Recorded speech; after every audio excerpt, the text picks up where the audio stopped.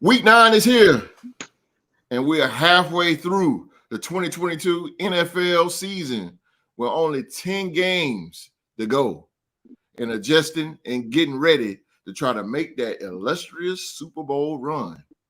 Who will it be?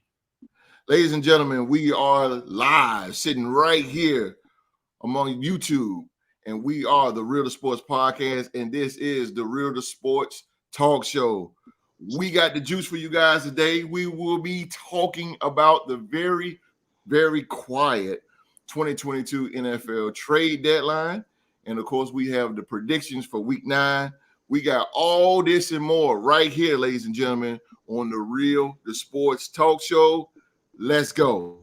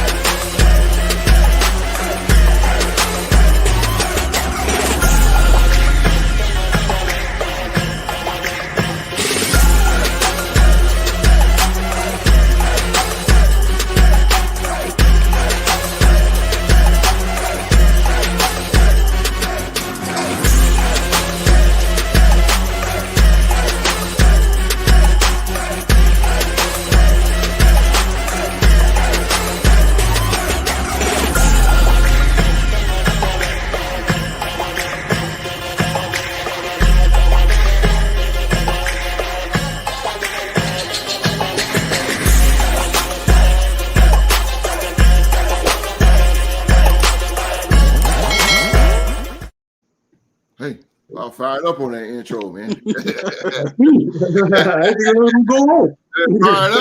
fire up today. Thank you guys so much for being here with us on the Real to Sports Talk Show on this Saturday afternoon, wherever in the world you may be. Before we get started for anything, man, use your power and go ahead and hit that thumbs up and that subscribe button. You're gonna see the watermark down on the bottom right-hand corner of your screen, and turn on that bell for all notifications. It's gonna let you know every single time the Real to Sports Podcast goes live. Join our elite group, man, the Real to Sports group that is currently on Facebook. Join an elite group of sports fans, man, that talk sports and debates 24 hours a day, 7 days a week. So sign up and join us in the Real to Sports group on Facebook. Now, without further ado, ladies and gentlemen, I want to introduce you guys to some professionals. Two of my heavy hitters, man, two of my greats right here, ladies and gentlemen. They are the Real to Sports Podcast panel. Forsyth Tech alumni, ladies and gentlemen. He is the OG of the Real to Sports group. He is the OG. He is the legend. And he is the smooth scientist, ladies and gentlemen. The ladies' man. I'm talking about a legend. He represents the mighty Minnesota, NFC North leading mighty Minnesota Vikings. Ladies and gentlemen, mama, there go that man. Q dog. That man. I hope y'all had all your trick-or-treat candy that y'all had and just get ready for some more exciting football. Let's go. Let's go. Defend the North. Defend the North, baby. I thought that was the Raptors thing. Hold up. No, that's up. We always say defend the North. Yeah. That's always been. Yeah. Last but not least, ladies and gentlemen, he's the vice president of the Real to Sports group, ladies and gentlemen. He is Oklahoma State alumni. And he is part of the Raider Nation, the 3-time Super Bowl champion, the Las Vegas Raiders, man. Give it up for the very talented Young Mark. What's going on, peoples? What's going on, bro? Another great day to be a member of Raider Nation, you know. You already know. This place. You already know we the best. We the best 2 and 5 in the league, baby. That's right, baby. We the best 2 and 5 in the league, baby. That's all right. That's all right. D-Rec. D-Rec is in the building. What up? What up, boy? What up, D-Rec? Boy. Good to see What's you. going on, D-Rec? D-Rectify. Rectify. Shout out to the people up in the live chat that's watching us live right now. Appreciate y'all for being here, man. Let's get this show on the road, ladies and gentlemen. Before, on a serious note, before I get going on it, you know how we do in the Real Sports Podcast. We honor and we show our respects, and we want to show our respects to the 3 NFL icons that recently passed away, starting with Mr. Ray Guy. Ray Guy, yes, man, part of the Raider Nation for 13 years, I believe. He got all Super Bowls with us, all 3 Super Bowls with us. Ray Guy, man, was the very first punter ever elected in the Hall of Fame. Yep. The very first punter to be put in the Hall of Fame. Got all kind of records that I think smashed now by Shane Leckler. But man, Ray Guy was personified as the punter, and I kind of read up on his documentary.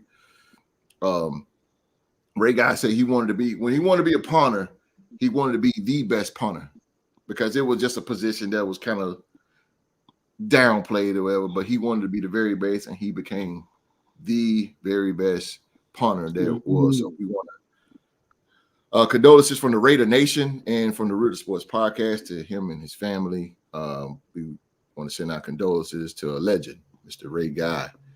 Can I say something real quick about that? Yes, sir. One thing about Ray Guy I can remember as a little kid, you know, I can never remember the time that you'd be excited to see a punter get on the field. He was that good. You was like, he was a household name of punters. Like, and you was excited to see him punt. They go Ray Guy. Mm-hmm. He actually hit with his leg come way up. Yeah, leg, yeah, and you was excited to see him punt. Ray Guy, he's a receiver or running back. You know, like his he put the position to the point where he was that good. You like to see him punt, and I'll never forget that. Ray Guy, baby, my guy. Yeah. What you got for you want anything, Mark, before we go? Definitely rest in peace to a legend. Unquestionably the flag bearer of his position. Like Q Dog said, he made it a must-see position, and up to that point it had never been that. I think about like on his on-the-field career, I think about that play, Super Bowl 18, where like the snap was a high snap. He reached up in the air, did like an Odell before we even knew what an Odell was. Caught the ball and brought it down, still got off the punt. Yeah. And just, you know, things like that. And not to mention, like, you really want to honor people that thoroughly changed the game of football. Ray Guy has such a lasting impact on the game that they created an all-new award in the realm of college football called the Ray Guy Award, which is awarded to the best punter in college football. So definitely, he definitely changed the game, and his legacy will live on forever. That's for sure. He's in the building, man. Drunk is here.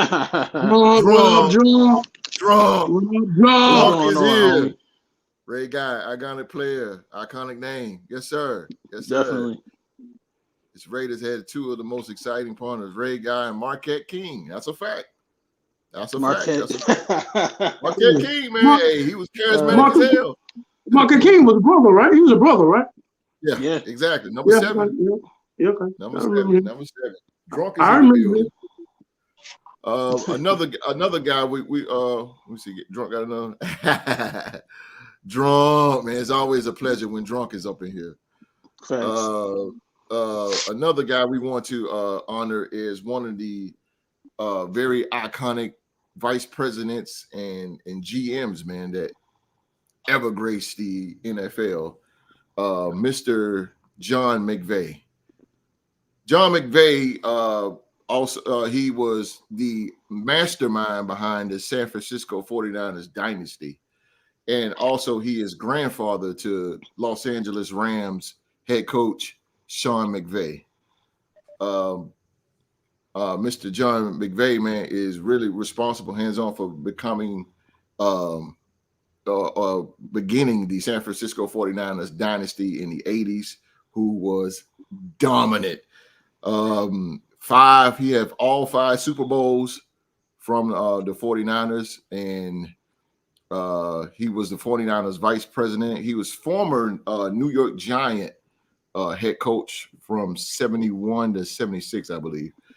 And a very iconic figure in the NFL. Again, starting that great dynasty of the 49ers, which was just awesome with Bill Walsh. Yeah. Man, making moves, and like I said, I wouldn't say he's responsible, but he's the mastermind behind those 5 Super Bowls that the 49ers have. And we want to also, to Sean McVay, I know that's his grandfather, and Sean McVay, we want to send our condolences from the Real Sports Podcast to the McVay family. Q Dog.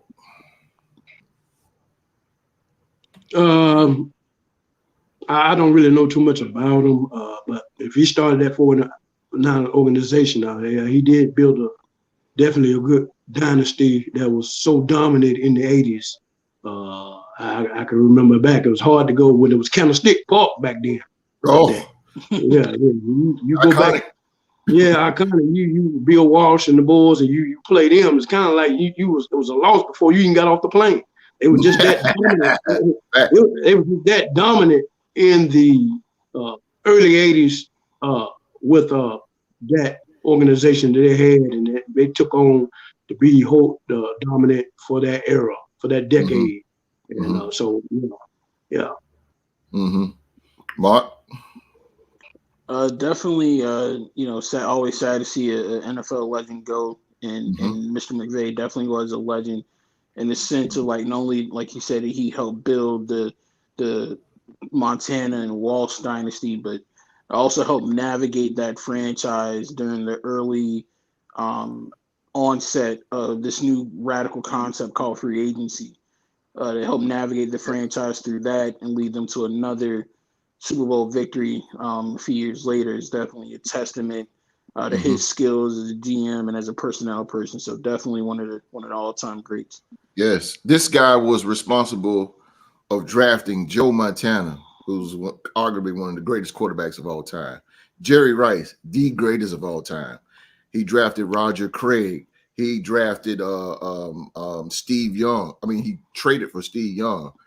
Man, he picked up Ricky Waters. Like, this guy was a mastermind, man. He was definitely a mastermind. Philly G.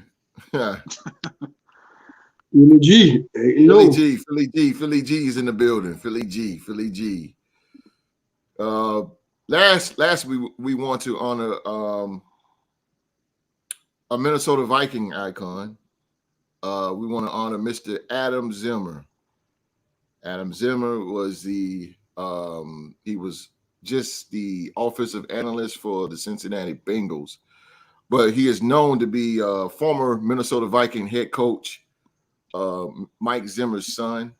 Passed away. He's 38 years of age, very, very young. Saddened that he passed away, but he was the Vikings linebacker coach, I believe. And it's so sad that, with health issues and whatever, he's 38 years old, still young. Just sad for him to go, man. So, I mean, on behalf of us, we want to send our condolences to the Zimmer family. Definitely. Like I said, Mike Zimmer, and those of you who don't know who Mike Zimmer is or was, he was Minnesota Vikings head coach for 8 years, Q? Yeah, 8 years. And he was a very, very, very, very, and still is, very, very defensive-minded coach. One of the greatest defensive minds in professional football history. It's sad that his son passed away a couple days ago at the age of 38. So we send our condolences to him. Mark, you want to touch on that? Yeah, so like from a non-football perspective, it's a real testament to the type of person that he is, and also a testament to his father, Coach Zimmer, and the fact that like literally when the news broke, there was universal heartbreak across the entire National Football League from people that didn't like from teams that don't really interact with the Vikings like that to even some of their longtime division rivals. Everybody was expressing sadness, and the one theme that I got from everybody that spoke about him was he was a very nice, respectful, down to earth kind of guy. And when people, because we all know it's a lot of hate in the world, when people Yes. have nothing but universal praise for you and can say nothing but nice things about you, that really is a testament to your character, and he definitely seems like we lost a great person. Mm-hmm. Mm-hmm.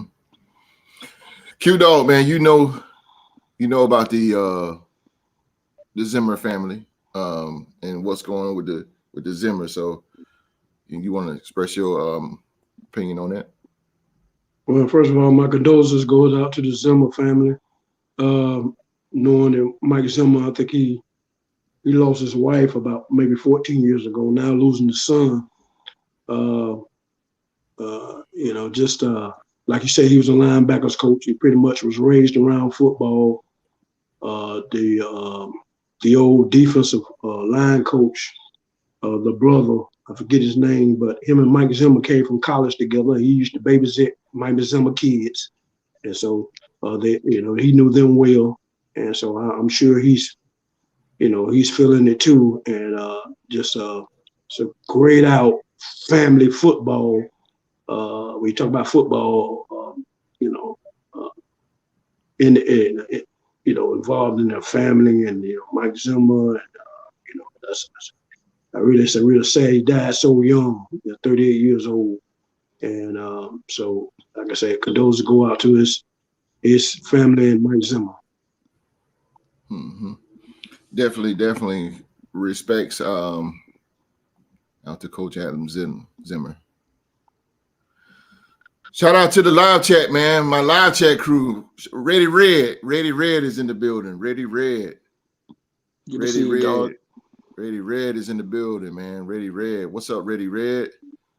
So man, I call y'all my live chat crew, man. I got to figure out a name for y'all.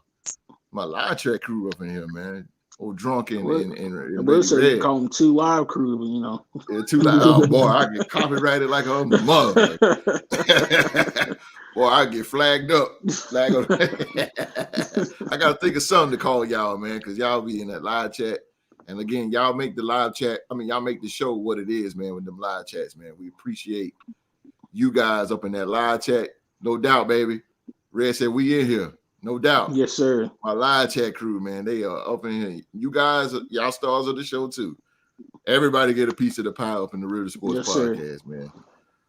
All right, man, let's get this thing going, man. Thursday night. Oh boy, very, very briefly, because boy, what can we say about this? Amazon. It happened on Amazon Prime this last Thursday. The Philadelphia Eagles, they remain undefeated. They remain undefeated up in the NRG Stadium as they defeat the Houston Texans 29-17. Oh man. One too much to say about this. I have to give the Houston Texans credit. They came out, they had a good game plan. They just didn't have the personnel nor the gas to handle the Philadelphia Eagles. But I like the fight. The Eagles, they go on to remain undefeated. They are 8-0. And the Houston Texans drop down to 1-6-1 on the season. Q-Dog, did you check that game out? No, I wasn't able to see the game. I seen the highlights, seen the scores, pretty much what you're saying. They did come out, executed a pretty good, nice game plan, but towards the end, they didn't have enough firepower to keep up with the Eagles. From what they did pretty good, but it is what it was. The Eagles prevailed. The Eagles prevailed, man. Drunk said Damian Pierce exposed the Eagles' run defense. Facts. Ooh. That's exactly what I was gonna say, man. Drunk Yeah. always I'll tell you, like taking man. thoughts out of my head. Hey, But that's that live chat crew, man. Them boys be on it, boy. Them I was boys be exactly on gonna it. say that it was a win for the Eagles, but it is concerning how effectively Houston was able to run the ball on them. I think they need Robert Quinn to go ahead and get padded up to try to plug those holes so they can go in their Facts. run because Gigantic you know facts. Gigantic. when And you and get Jordan into Davis. because when you get into the thick of the playoff run, you're going up against a lot of teams, and a lot of those teams you're going to face in the playoffs like to run the football. So definitely got to get that in order before it gets too late. Ooh, Drunk is on fire today. He said, I seen a tweet said that Jerry Hughes is one of the most underrated pass rushers of this era. Y'all agree? Holy shit. I'm not going to say of this era. I mean, in the league, yeah, because he definitely shown that.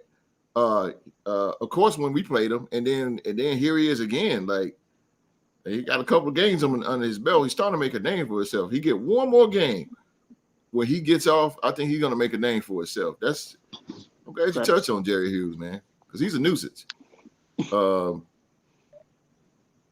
Pierce was running behind them pads, of course. And I gotta give it to Davis Mills, man. Davis Mills, that you seen that play, Mark? It was a bootleg, and he threw that touchdown to Johnson, number 15.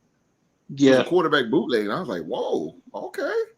See, that's the thing. Like Davis Mills is playing to the point where because he was a late round pick, and because of how bad Houston is overall, like people like want them to just do like the sexy thing and like get that number one pick and take a big name quarterback and say goodbye to Davis Mills. But yes, something about Houston as a franchise overall throughout their history, like one man's trash is another man's treasure. Like they have been able to take what people would call like average or sub-average quarterbacks and go on some winning streaks with them. We saw them do it with Matt Schaub for a hot minute, so it looks like they could be doing that again now with Davis Mills, and happy for him. As a young man, he went through a lot in college, a lot of injuries, and see him starting to get a lot of quality playing time and get some reps in the NFL is definitely a testament to him. That's a fact, man. Philly G said, yeah, love CJ and Damian is a former SEC running back. I didn't expect anything less. Very true, man. Like say, but I mean, like Mark said, man, you got Robert Quinn pad up, man. He's gonna really have to work on that run defense because boy, this is a definite need game for him. And you didn't have Jordan Davis, and like you can't go in the playoffs like that. So I mean, but this is an adjustment. This is an adjustment. So shout out to the Houston Texans, man. Even though they went down, and boy, they went down bad, but shout out to them, man. They really brung it. Drunk says, I might have to put me a bet down on the Eagles going undefeated because this schedule is looking easier and easier. And I agree with you, Drunk. And it seems like the NFL showing love to the NFC East. I mean, boy, they have a easy goddamn schedule. They have an easy schedule, man. So shout out to again to the Houston Texans, man. Good fight. Good fight. It ain't how you it ain't, when you win or lose, it's how you lose. And they got the brakes beat off on the second quarter, but I mean that was good that they there he is. Drew to the game. Drew to the game. What's going on, man? What it do? What's up, Ready Red? Drunk. The live chat is in the building. It's my boy Drew to the game right there. Drew to the game. Drew to the game. Drew to the game. That's my dude, man. The live chat is on point right now. I got Drunk, Ready Red, Drew to the game, D-Rec, Philly G. The live chat crew is in the building, man. All right, live chat, get ready. Because we about to we want to talk about now, we're going to go about the trade deadline, man. The trade deadline, out of the whole trade deadline, it was a little bit quiet than normal. It's a little bit quiet. Nobody didn't really make serious moves, but it was, of course, some good moves made. I'm gonna read out 10 of the big trades or moves that happened in the trade deadline and the Real Sports Podcast panel, which is the Q Dog and Young Mark, man, they're going to talk about it right here. I'm going to bring up, let's see. All right, Bradley Chubb starting off. No, Chase Edmonds, running back for the Arizona Cardinals. He went to the Denver Broncos. Bradley Chubb went to the Miami Dolphins. Well, actually, it's 11. Roquan Smith went to the Baltimore Ravens. Naheem Hines went to the Buffalo Bills. Zach Moss went to the Indianapolis Colts. Chase Claypool went to the Chicago Bears. T.J. Hockenson went to the Minnesota Vikings. Calvin Ridley, Jacksonville Jaguars. Jeff Wilson, Miami Dolphins. Jacob Martin, the Denver Broncos. William Jackson III, the Pittsburgh Steelers. Rashad Fenton, the Atlanta Falcons. And Dean Marlowe, the Buffalo Bills. I want to start with the legend, the legendary Q Dog. Now, out of all those names, which one do you think made the biggest or going to make the biggest impact for their team for the second half of the season? Ooh. Well, I got to go with my boys, T.J. Hockenson. I mean, you got to look at the offense and the coach that he's going to, Kevin O'Connor, with the offensive mastermind that he has, and the kind of dominant tight end that he is. He's the second. I think he's the second leading receiver with yards after catch. I think they're like 15 yards. Tight ends. One of the most dominant red zone tight ends in the league. That's going to take the pressure off of Justin Jefferson. Not gonna be able to double team him like that. It's gonna open up the field more. You might see more Jefferson getting close to his target of 2,000 yards.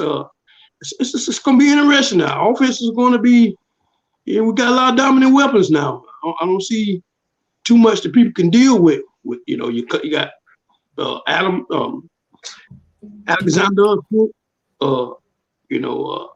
Osborne, Thielen. Yeah. Yeah. Hey. Then, when Irv Smith come back after the 10 weeks, be more. So, yeah, I like that our trade.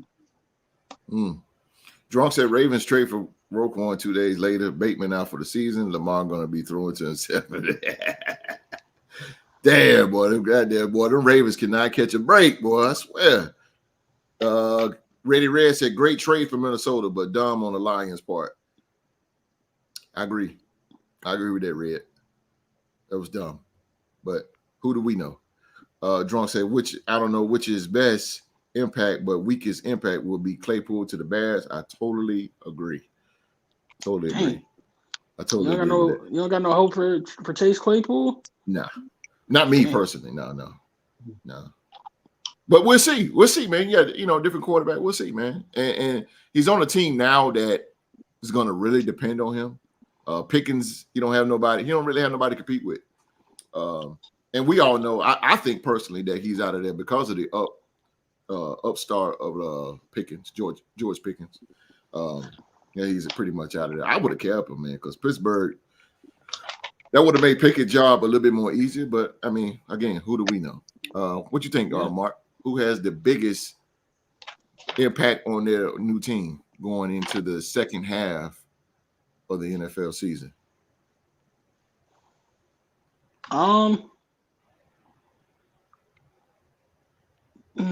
That's kind of tough. No, I remember the names. I think Hines up in Buffalo could do some damage, but I'm actually have to say Bradley Chubb in Miami.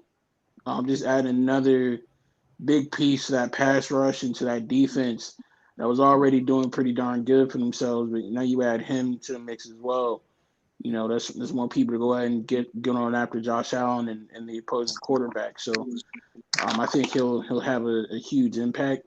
the one that had me kind of like scratching my head the most, in all honesty, was T.J. Hawkinson leaving Detroit. Because prior to this year, with the emergence of Amon-Ra St. Brown, like that was Jared Goff's favorite target. Yes, I totally agree with that. And he's been phenomenal in Detroit since he got there. Like whether it was with Stafford, with Jared Goff, like he was a legitimate offensive presence, and he helped the team out. So I don't understand why Detroit felt the need to go ahead and trade him. And not only trade him, but like the rare trade of sending him to a division rival who you're going to see twice a year. That's even more head scratching. But I'm kind of curious as to like what is Detroit's game plan moving forward? Like, are they going to like blow everything up or try to start from scratch, or what are y'all doing? But it's definitely going to be a huge pickup for Minnesota. For all the reasons the Q Dog mentioned, like I feel like they finally. For the first time since Kyle Rudolph, they finally have a legitimate number one tight end. So definitely looking forward to some big things from the Vikings. I hate that Irv Smith went down, man, because Irv Smith was so promising, especially with a team like the Vikings, with Kevin O'Connell coming over. So they're going to be more of a throw heavy type team now, because we all know that Minnesota was a very run heavy type team, under coach Mike Zimmer, and they had one of the greatest of all time, Adrian Peterson. But now they're more pass heavy, and that's definitely what Irv Smith needs. But man, God, man, what a tragedy. He just can't stay healthy. So I mean, I agree with Minnesota for going for they shot big. That was a playoff move for what Minnesota did. Yeah, that was definitely a playoff. And that's generally what it was, because to give up what they got. Shout out to Kwesi pulling the moves that he does, the general managers that we have now, and giving Kevin O'Connell what he needs. And so with Kevin O'Connell and the way he moved people around, the chess master that he is on offense, I mean, I could just see this offense being wide open. I could see them really being more dominant in the red zone. I can see them scoring more. I think this is a playoff move to open up the field more, to get the paws off of Justin Jefferson, so he can be more dominant, the player that he is. Because one-on-one, I don't think nobody in the league can deal with him. Hell no. And I think that trips bunch, if y'all run trips bunch, it's going to be so effective, because T.J. Hawkinson is a good blocker. And that trips bunch is gonna really open up, man. I'm telling you. Philly G says CMC was the biggest impact right now. Yeah. Christian McCaffrey, man. He balled out. Yeah, he balled out. He balled out big time. I just want to say real quick to what Drunk had mentioned about Lamar and their situation in Baltimore. Okay. Bateman going out definitely isn't a good look for him, because this has kind of been like the consistent theme for him since he's gotten to Baltimore. Very true. But I will say this, due to the game and any other Ravens fans out there, as somebody who follows the game of college football like I do, I will say this. There's going to be a plethora of quality NFL wide receivers coming out of the draft this year. Amen to that, brother. Specifically from any one of the three wide receivers from Ohio State right now. Yeah. Or a young man down in Tennessee. Yeah. Like, if you guys can, get your cards right as far as like, Oh, yeah. If you can get your cards right as far as like draft position in the draft next year, you're gonna have pretty much the pick of the litter wide receiver. So I think you'll be okay. I would get that same advice to the Green Bay, whether they have Aaron Rodgers next year or not. If you're a team out there that needs a wide receiver, if you can, just try to hold on to the draft, because it's some help on the way. Yeah, that's a fact, man. That is a huge fact. Look at these chats here. Drunk said Detroit did get a second round pick. I don't think they could turn that down. No, it's true. Drew to the game said the Vikings looking something dangerous if they start clicking. Very true. Drew to the game. Very true. I forgot CMC went to the 49ers. He's definitely a biggest impact. Very, very true. CMC good till he get hurt. Due to the game, you are right. All right. Yeah. Facts. That is definitely a wide receiver draft VP. That was to you, Mr. VP. There's a lot of wide receivers out there in the draft. CMC making San Francisco hella dangerous with positionless matchups. And I can agree with that. I agree with that, Red. Was Patrick Queen that bad that they needed to go and get Raekwon though? I don't think he was that bad.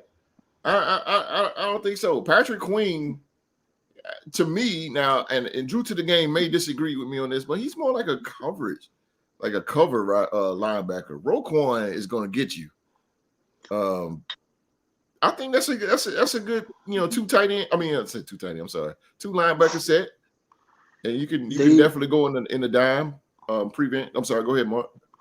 I think that Baltimore has been trying to fill a gap at linebacker since they let go of C.J. Mosley in free agency a couple years ago, and Roquan Smith is pretty darn close to what they had in C.J. Mosley. So culture-wise, scheme-wise, it definitely fit. I think it's a good move because Roquan is going to get the quarterback. Yeah. Patrick Queen is more. He's going to drop back into coverage. Roquan can get the quarterback, the running back. There you go. Tight end, it don't matter. That's a fact. That's definitely a steal. And he can play. He can play that flat pretty good too. Oh, go ahead. I'm sorry. Go ahead, Mark. One more question though. Drew to the game. You know the Ravens better than anybody. That's another player you got to pay at the end of the season, bro. Because his contract is almost up, and you also got to re-sign Lamar. So true. What you gonna do, dog? Yeah, word. What are you gonna do? Baltimore got to shut out a lot of money. On the offseason, they got to shut out a lot of money. I've said it many times before. I really need the NFL to get a separate salary cap for the quarterbacks. Like the rest of the team had their own salary cap, but get one specifically for the QBs because these contracts getting out of hand. I knew it was coming. You know it. You said CJ. Imagine should be used as a missile. Both Roquan and Lamar represent that. Yeah, I agree, Mark. That's a great idea. I totally agree with you on that. Somebody got to get paid in the offseason, bro. So who's it going to be? Oh, Drew to the game shooting spots. He said, "Don't worry about our cap issues. Need to worry about Vegas." Well, we got our cap pretty much. It won't even fade, bro. It was just a general observation. Damn, Drew to the game. But we good on our payroll. We good. We good on our payroll, baby. Hey, our GM got us cleaned up. We straight. Yeah, we ain't got no bad contracts. Yeah, we don't owe nobody. We're gonna sign J. Hopefully, we sign JJ next year. Hey, we good to go. Jesus, Drew to the game. Who pissed in your Kool-Aid? Nah, man, it's all love, man. Of course, man. Drew to the game. Drunk said he'll represent. I'll represent myself too. Yeah. I don't even want to pay Lamar. Pay Lamar. I don't even want to think about what some of them managers and agents get paid, man. I don't even want to think about it. Mm-hmm. One thing we didn't talk about real quick before we move on is, what do y'all think about this trade with two of them actually? Bradley Chubb to the Dolphins and Calvin Ridley to the Jaguars. What do y'all think about that? Live chat, what y'all think about that too?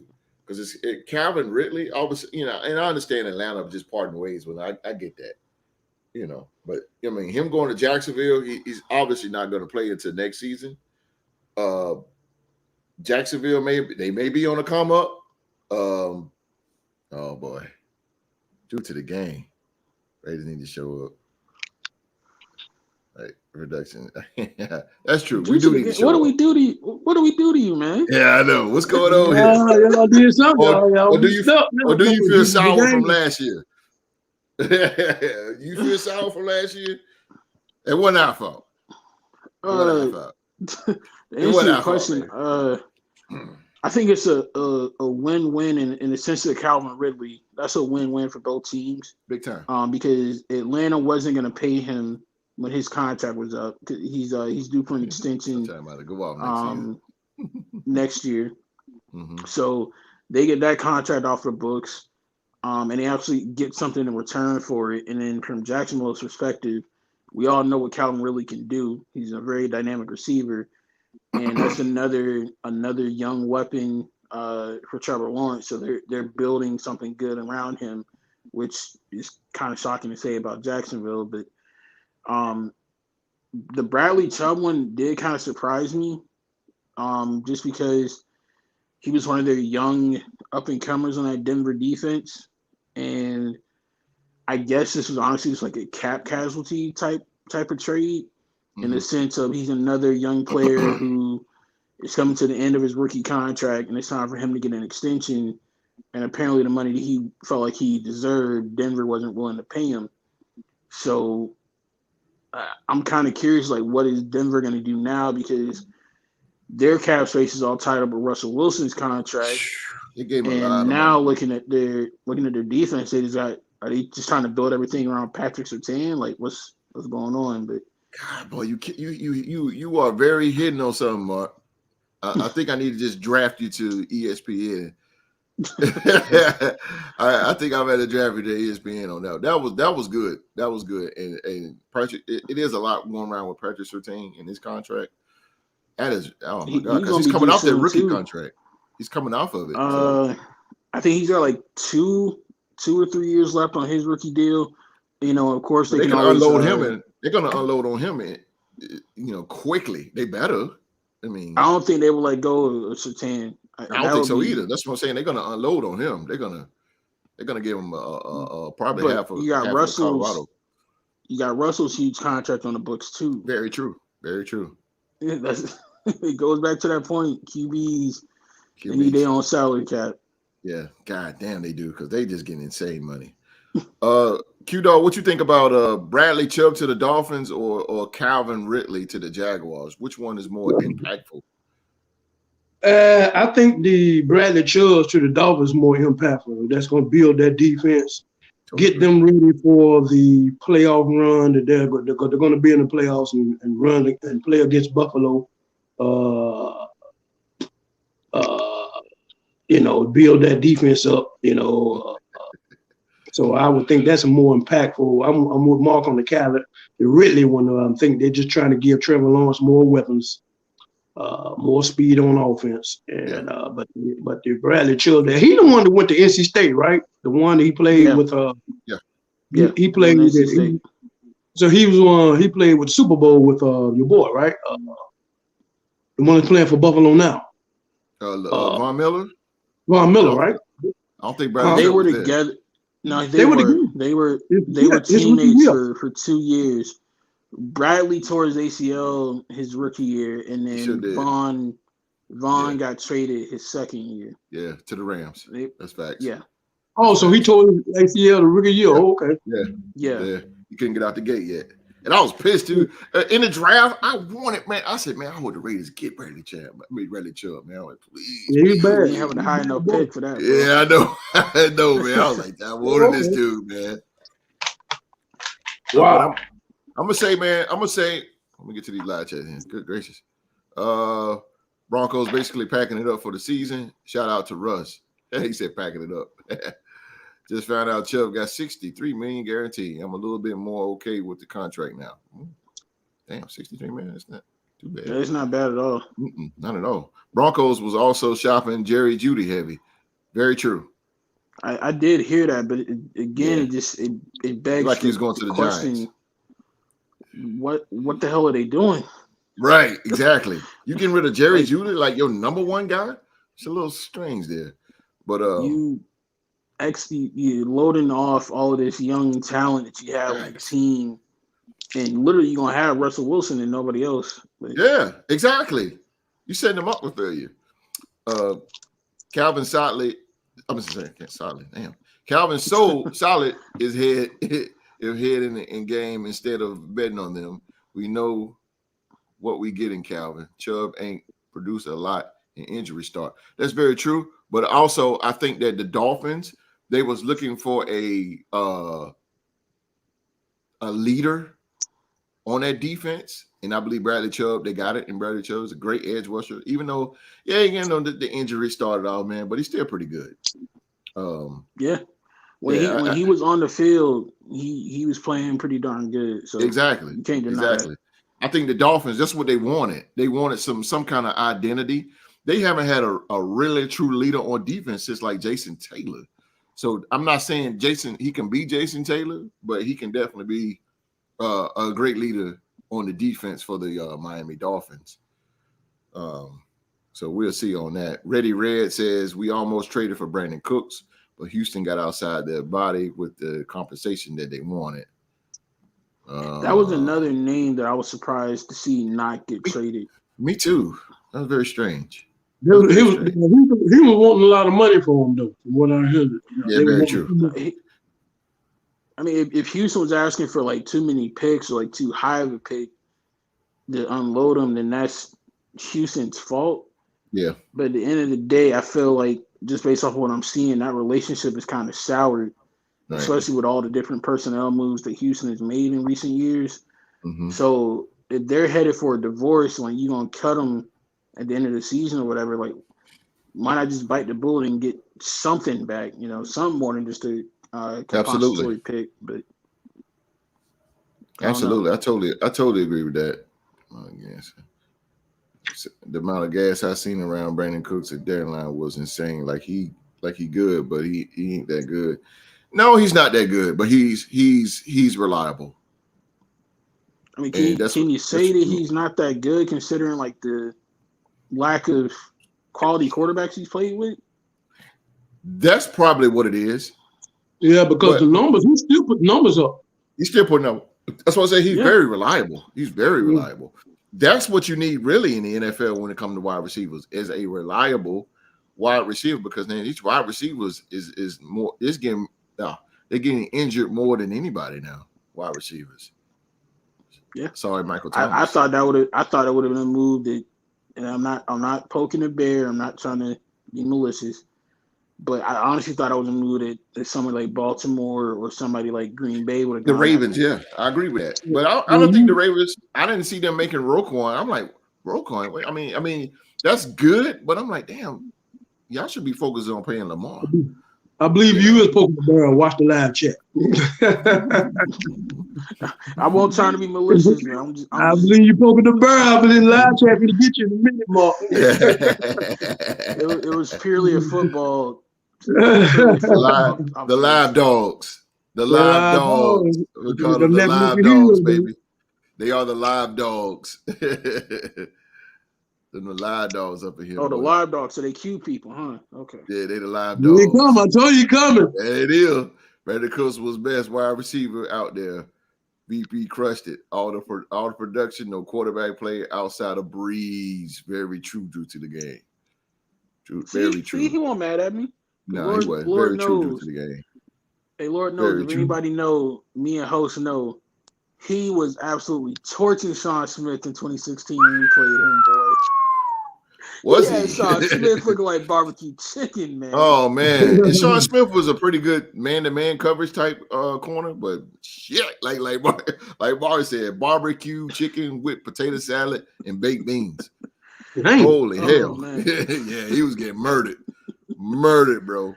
Harbaugh don't like wide receivers. He's tight end drunk. I knew you. No pun intended. Word. That's true, drunk. I agree with you on that. He's not poking this time. True. I can see if he was 25, 27 years old, if you ask for high draft picks. I like these live chats, boy. You guys is off the chain. Y'all make me think. It was 27, 20, yeah. I can see that. I can see that. Shout out to the live chat, man. Y'all are on fire today. Definitely. All right, man. Trade deadline is over. So we're going to roll on into the second half of the season. And also, we're going to roll into the second half of the show, man. Before we get the predictions going, I got to reveal who is week 8 King of the Mountain. Drum roll here. That was a weak drum roll. With the record of 8-6 for week 8 and the record of 7-7, the winner and King of the Mountain of week 8. Young Mark. Ain't no way. Ain't no way, bro. By 1 point. You mean to tell me even after the Seahawks debacle, I still ain't no way. I told you don't do that one anyway. I warned you, didn't I? Yeah. How did I still win? I picked the Raiders and the Giants. I knew I was done. No, man. What you got the that Titans Texans.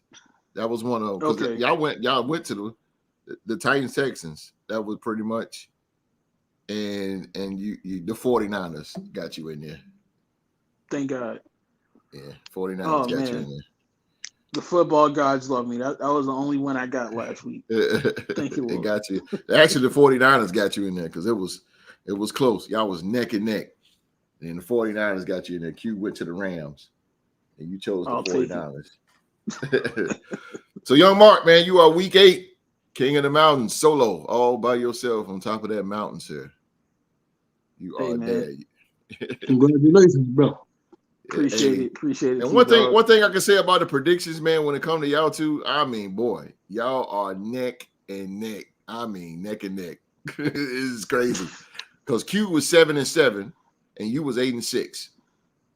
1 game determined. And this is the 3rd week in a row that y'all been 1 game differential. That is crazy. Shout out to the Niner gang, man. Appreciate y'all. Shout out to the Q Diggity Dog, man. Q Diggity Dog, man. Out of all his predictions, Q Diggity Dog has been 1 game away. 1 game. 1 game away from getting them. 1 game. I mean, out of all of them. So that's crazy, man. So, again, Young Mark is week 8, King of the Mountain. Now, let's get to these predictions for week 9. Let's go. Are you ready?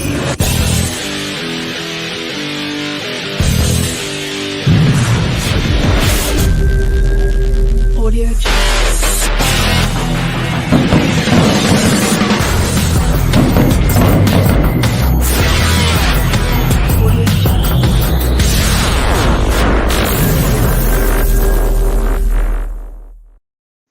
All right. Week 9 in predictions here. Drop my mouse on the floor. Week 9 predictions is in here. We got this is part of the show where the Real Sports Podcast panel, which is the legendary Q Dog and Mr. VP, Young Mark. We're gonna go over all the games for week 9, and they are going to tell you and who they think is going to win tomorrow's game, tomorrow and Monday night's game as well. So we got in the live chat real quick. Salute VP. By the way, I think your boy Spencer got paid off last week. Yo, drunk. The live dogs. The live dogs is in the building. I didn't watch another down of football the rest of the day after that first half, bro. Yeah, damn. That is crazy. All right, man. Week 9, man. We got 12 games to predict today. We got 12 games, man. We got the Hall of Famer here, Q Dog, Minnesota Vikings, the smooth scientist. There he is, baby. Making some noise up in here. All right, man. On the bye week, man, the New York Giants, the Dallas Cowboys, the Pittsburgh Steelers, the Baltimore Ravens, the Denver Broncos, and the San Francisco 49ers are all on a bye. So we're going to start off, man. First game, we have the AFC East Division game. We have the 6-1 AFC East leading Buffalo Bills. They go to MetLife to take on the 5-3 New York Jets. Buffalo's last win was against Green Bay, and the Jets' last loss was to the New England Patriots. I'm going to start off with the legend. Who you got first? Who you got there? Buffalo or the Jets? Usually, when we're talking about the Jets, we would automatically think this would be a blowout win. But this year, they surely have turned the tables. They have become a team that's on the rise, a team that you can't take lightly. We know Buffalo. Their train is running full steam ahead. Mm-hmm. This will be it's another divisional game. I know Buffalo is going. I know the Jets going to put up a fight. It's not going to be a crushing like everybody think it is, but I think in the end, I think Buffalo will be too much that they will pull out pretty much. It might be just like the Thursday night game went when the Eagles just eventually pulled on out. So I'm gonna give it to Buffalo. Buffalo, the Buff. I thought he was sneaking on the Jets for a second there, like he was going to the Jets. They're hard to pick against nowadays. I swear they is. Hey, learn, boy. Shout out to them Jets.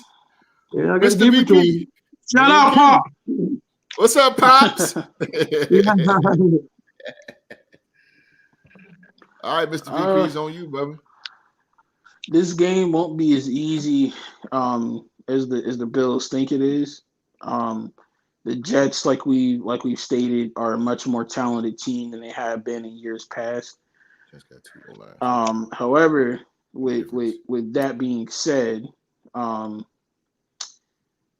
taking the Bills simply because I feel like it's going to come down to quarterback play, and I trust Josh Allen to make better decisions than I do Zach Wilson at this point. So I'm going to take the Bills, but I think it's going to be a dogfight. I think it's going to be a less than one possession win for Buffalo. All right. Drunk said, MetLife, I was thinking Giants. Man, it's the Jets. Bills blowout. God damn. All right. I don't think it's going to be no blowout now. Sauce No, Gardner and them on that defense going to. Yeah. Okay. Next game, we have the 2-6. Wake up, host. Huh. You pulling the D-right, man. We have the I'm sorry. We have the 2-6 Carolina Panthers. That's why I'm falling asleep, because they ain't number but all love to the Carolina Panthers fan. 2-6 Carolina Panthers as they go to Cincinnati and take on the 4-4 Cincinnati Bengals. The Carolina last loss was to the Atlanta Falcons, which they got to play again soon on Thursday, matter of fact. Yeah. Kind of weird. But Ready Red laughing. Because that's what they are, sleeping pill. Carolina is. The Bengals last loss to the Browns. So, young Mark, Carolina or the Bengals? I mean, you call the Panthers a sleeping pill, but their game against the win was nothing to sleep on. It was a good game. I give them respect for that. It was a good game. Divisional. We say Q. Yeah. Divisional. It was a divisional game. Yeah, but this ain't no divisional. I don't know. The Bengals didn't look like they had too much of an answer on offense. Too much of an answer on offense without Jamar Chase. Okay.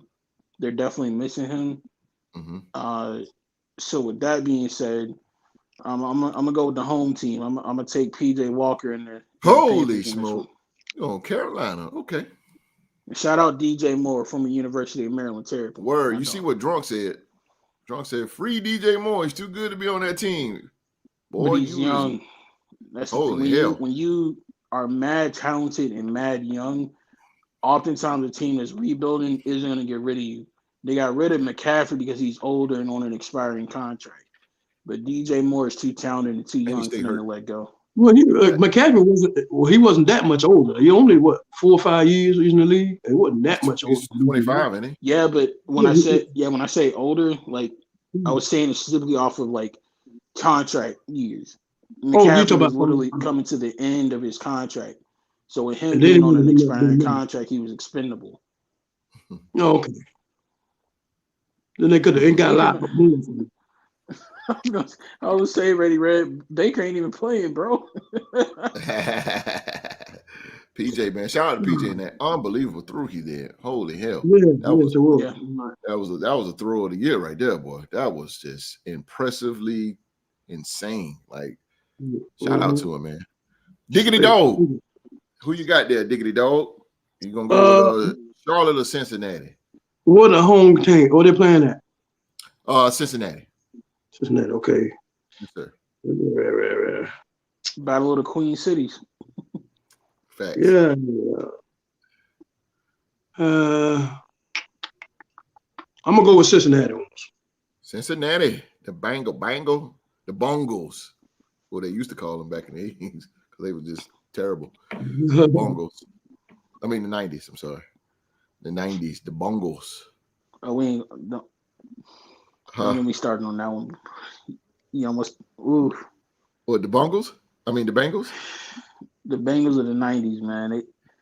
They gave up on my quarterback too quick. Oh, Boomer? Nah, they gave up on Banks. My man from Houston.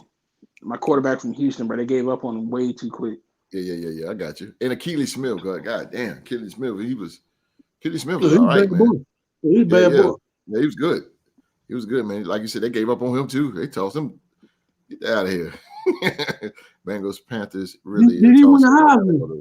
Did Achilles Smith win the Heisman? No, but he was definitely like second or third place. Okay. He damn sure was. He still holds a couple of NCAA records, like that's a fact. Yards and points in the game and all that good stuff. Yeah. Achilles Smith was nice, bro. He was nice. They just, like I said, they gave up on him way too quick in my book. I agree with you. Next game, we have an NFC North Division game. 3-5, Green Bay Packers. They go to Ford Field. They take on the 1-6 Detroit Lions. Mark, Aaron Rodgers, do we get the win coming out of Ford Field? What do you think?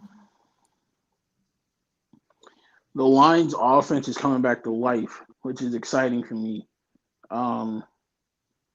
So I'm gonna give the edge to Detroit. I feel like if their offense gets going, no disrespect to Aaron Rodgers, but he doesn't have the offensive firepower to keep up with them if they get going. So that's gonna be the key to the game. Can they get off to that fast start? And if they do, I think Detroit's gonna get the victory. So I'm taking Defensive Rookie of the Year, Malcolm Rodriguez, and the Lions. Okay. There you go with them Lions again. There you go. Gotta support my boy. I gotta support my boy. Achilles Smith. I ain't heard that name in forever. He was definitely nice. Hey, Drunk, I go way back, bro. I got plenty more, bad boy. Plenty more. I got plenty more. Shoot, Ken Anderson was nice too. Ken Anderson was nice. Medical science is what ended his career. That's facts. No more commercials for that bum. Talking about Baker. I got Lions with the upset. I think this is a game that want and need. Okay, Drunk. Okay, I'm gonna go to the legend on this one because you know both of these teams more than all of us. You know the Packers and the Lions. You've been knowing them for years. Who you think can come out with this win? I tell you what, we know that Green Bay is not the team, not the Green Bay that we know. This team is definitely has problems all across the board. They just don't live up to that G on their helmet like they used to. That being said, Detroit, they're a scoring team. They just can't. They just don't do enough to get it done. But they compete, they fight. We know this. This is their chance to do something to Green Bay that Green Bay always do to them. And so I think this is the game they'll get hyped for them. They know Green Bay come in as a wounded animal, so to speak. And so I would go ahead on. I'm gonna take Detroit on this one. Ooh, wait. The diggity dog, the diggity dog, Q diggity dog, has came out with his unorthodox playbook here and deciding to go with the Detroit Lions. Okay. Now things are getting interesting over in this prediction thing here. Can't keep still my picks, Q-Dog. Come on now. Hey, we also got to get off season trips booked. A-Rod out of there. Ready to go over Detroit too. I just hate that if he leaves, speaking of Aaron Rodgers, if he leaves, man, he don't love Green Bay in a mess. Yeah, they're gonna be gone. Okay. All right, man. Next game we have, and this game back in the day will be awesome. It will be probably on prime time. We have the 3-4 Indianapolis Colts. They go to Gillette and they try to defeat the 4-4 New England Patriots. Back in the day, this will be a surefire great Manning versus Brady Bowl. The Colts' last loss was to the Commanders, and the Patriots, their last win was against the Jets. Q-Dog, the Colts are the Patriots. Man, I figured that, this year I figured the Colts would be a very, very, very one of the top dominant teams in the AFC, but you just don't know what you're gonna get from them. Week after week, and it's hard to predict against. When you predict against them, they win. You predict for them to win, they lose. Going into Gillette Stadium, I think Bill Belichick, they even though they're not as dominant like they used to be, they still have some dominance in their team. But I think they'll have enough to prevail against the Colts. So give me New England. Okay. New England it is. Yo, Mark, Colts or the Pats? Drunk said he went with the Pats. Easy. Ready Red said the Pats. Easy. I don't think it's going to be easy. Mike Trout. Mike Trout. Belichick does good against young quarterbacks when they play against them for the first time in their career. Facts. Very facts. Very facts. And that's one thing that you can definitely count on in this game. The last couple of times we've seen Mac Jones in the field, he didn't look too good. Mm-hmm. The Patriots offense has been so up and down, and you can say the same things about the Colts. But given how much heart and how much juice the Colts had last week, it was the first time I've seen it in them all season. I'm gonna take my boy Sam Ehlinger and the Colts on this one. Texas. Yeah. Texas. This is gonna be a pivotal game, in my opinion. I know it's not really gonna have too much implications on the season, but I think for the future is going to be greatly impacted by this game, because if the Colts lose this game, that could spell the end for Coach Wright. That could spell the end for Sam Ehlinger, which means they're probably going to be in the market for a quarterback. Yeah. And then what do you do with the rest of that team? Do you just blow it up and start again, or what do you do? So I think this is a pivotal game for the future of that franchise. Right. I definitely agree with you on that. Definitely agree. On the live chat here, we got no JT this week either. Damn, no Jonathan Taylor. Damn. Okay. Sam got a sneaky athlete. I agree with that too, Red. Yeah, you're right. That's a fact, Red. That's a fact.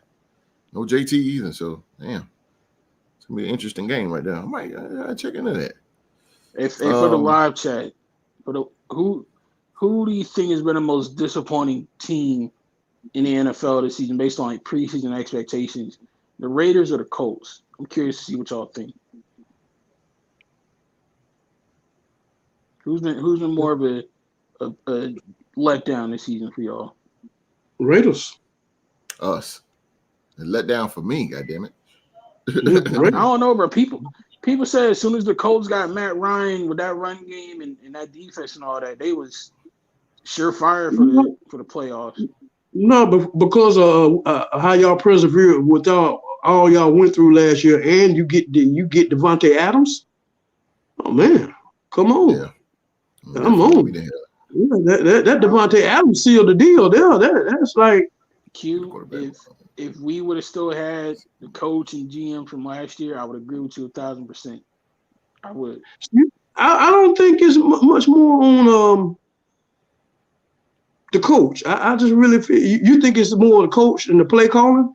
You said the coach. And I'm saying not the play calling, but just like the way that Coach Versace had the heartbeat of that team in the palm of his hand. Like when he left and like they announced they weren't retaining him, that entire team was affected by it. Whether anybody admits it or not, that team was sad to see him go. Yeah. But he was a special teams coach, not offensive coordinator. I mean, he still was going behind what Gruden was running, you know. You're right. But the team rallied around him though. And once it's just a rare situation in sports in general, but like once you have an entire team rally behind the coach, you gotta hold on. But I think that okay, last year when y'all was going through all your adversity and lost with y'all, who did you rally around then? You rallied around Carr, didn't you? To get where you went into the playoffs, right? Did you rally around Carr? They rallied behind Derek and Coach Versace. I think it's more Derek Carr.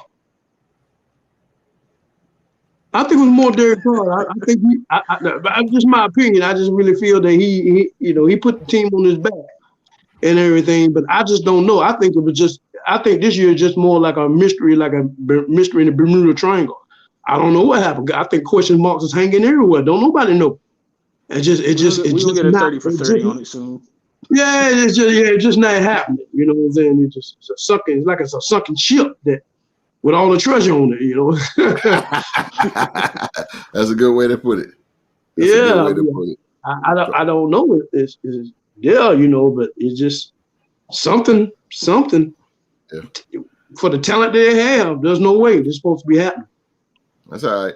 We will be back. God damn it, we will be back. Terminator style. That's right. Yeah, I'll be back. This still will be on me. I don't care. Yeah.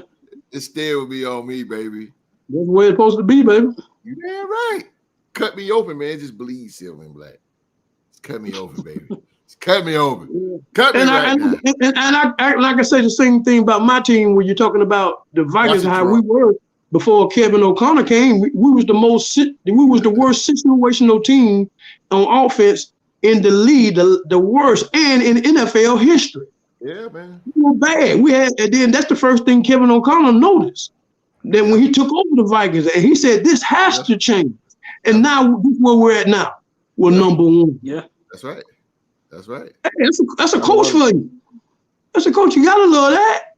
Gotta crawl before you walk, baby. That's what I say. Yeah, you know, you gotta realize when watch you're at. Leave my coach alone, man. Leave Mickey D's alone, baby. Yeah. They will put respect on. They will put respect on Kevin O'Connor's name before it's over with.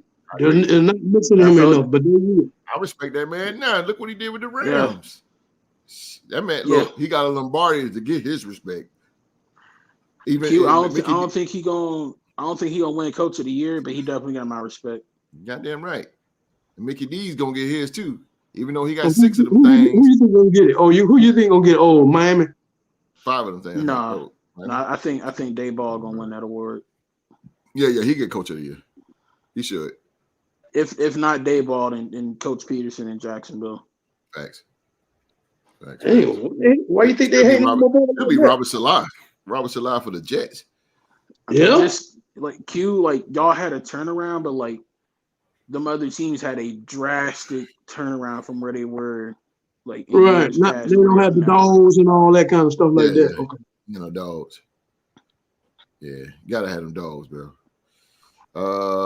Okay, let's get back to it, man. We have the 4-3 Los Angeles Chargers. They go to Mercedes-Benz Stadium to take on the 4-4 Atlanta Falcons. The Chargers is coming off a bye, and the Falcons' last win was against Carolina. Started off, Q-Dog. It's another team, the Chargers. You don't know what type of team they're going to be. This is one of the predicted teams that's going to come out of the AFC and be a dominant team. Sometimes, like you say, you predict them for them to win, they lose. You predict them to lose, they win. Hot and cold team. Atlanta, pretty much same way. They kind of mirroring each other in a way. This will be a rough pick here. I'm trying to think. I hear you, bro. I know. I understand where you're coming from. Philly G got something for you real quick before you make your decision. He said he love the OG, but that 1-71 is us. He like Paul Heyman, man. What 171? What is that 171? The one loss. That one loss was against y'all record. He talking about the Vikings. All right. We will see you in the playoffs, baby. Trust. Hey, man. Drew said, win or lose, it's always cool to be a Raiders fan. Y'all got a ride or die fan base. Absolutely, baby. That's what we do, Drew. 29 years, bro. 29 years. 29 years carrying this shield. 29 years, baby. But I'm going to tell you right now, 2002, when we lost that Super Bowl to Tampa Bay, boy, I was sick for 2 weeks. I was sick, boy. I was, you say anything about it, but yeah, man, 29 years, baby. 29 years. Still here. All day, baby. John said, my heart want to say Falcons, but I'm going to say Chargers. Chargers with the upset. I won't even consider that an upset, but I get what you're going at, Drunk, because they the division leaders. Philly G said, Philly again. Oh, he see y'all in Philly again this time, Q-Dog. He said you don't see y'all this time in the playoffs. Just hoping in the primetime game. Yeah, facts. Don't let it be prime time. So, Mark, who you got, Chargers or the Falcons? I ain't picked yet. Okay, go ahead, Q. I'm sorry, Q. Yeah, I ain't picked yet. Be rough with here. I'm gonna take the Chargers for this.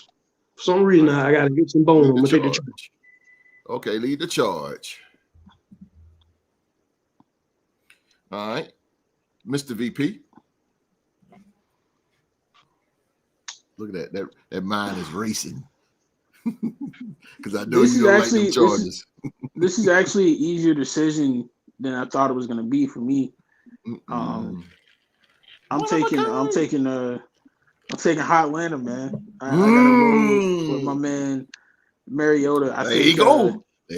No, it's strictly from a football perspective, in the sense of like the Chargers defense has been riddled with injuries. They don't have Keenan Allen on offense this week, and I think one of the strengths of Atlanta right now is the diversity that they have on offense.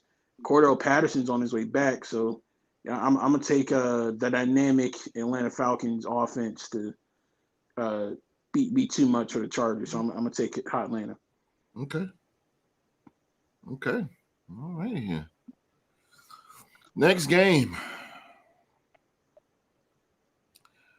We have the 2-5 Las Vegas Raiders as they go to MIAA Bank Stadium to take on the 2-6 Jacksonville Jaguars. The Raiders' last loss was to the New Orleans Saints. Jaguars' last loss was to the Broncos. Q-Dog, I know. But you know you can keep it real with me. Raiders or the Jags? Normally, I would go ahead and this would be a dominant game for the Raiders, but the way they've been playing, the season is tanking south. Jaguars, they show potential. It's gonna be a tough one. I've been trying to hold on to the silver and black and giving them hope. But considering what happened last week, there is something seriously going on in this organization. They're I'm not going to living up find out. and somebody needs to pull out their magnifying glass and do their Columbo. I'm going to find out. But I really feel that, judging by last week, and I thought they was on the come up when they beat Houston to run some tables. But the tables got turned last week. And going down in Jacksonville with this feisty young team with a feisty defense, I don't know. This last week took something out of the Raiders, but something's clearly going on. But I look for this kind of continue. So I'm gonna take the Jacksonville Jaguars. Okay. Q Dog said magnifying glass.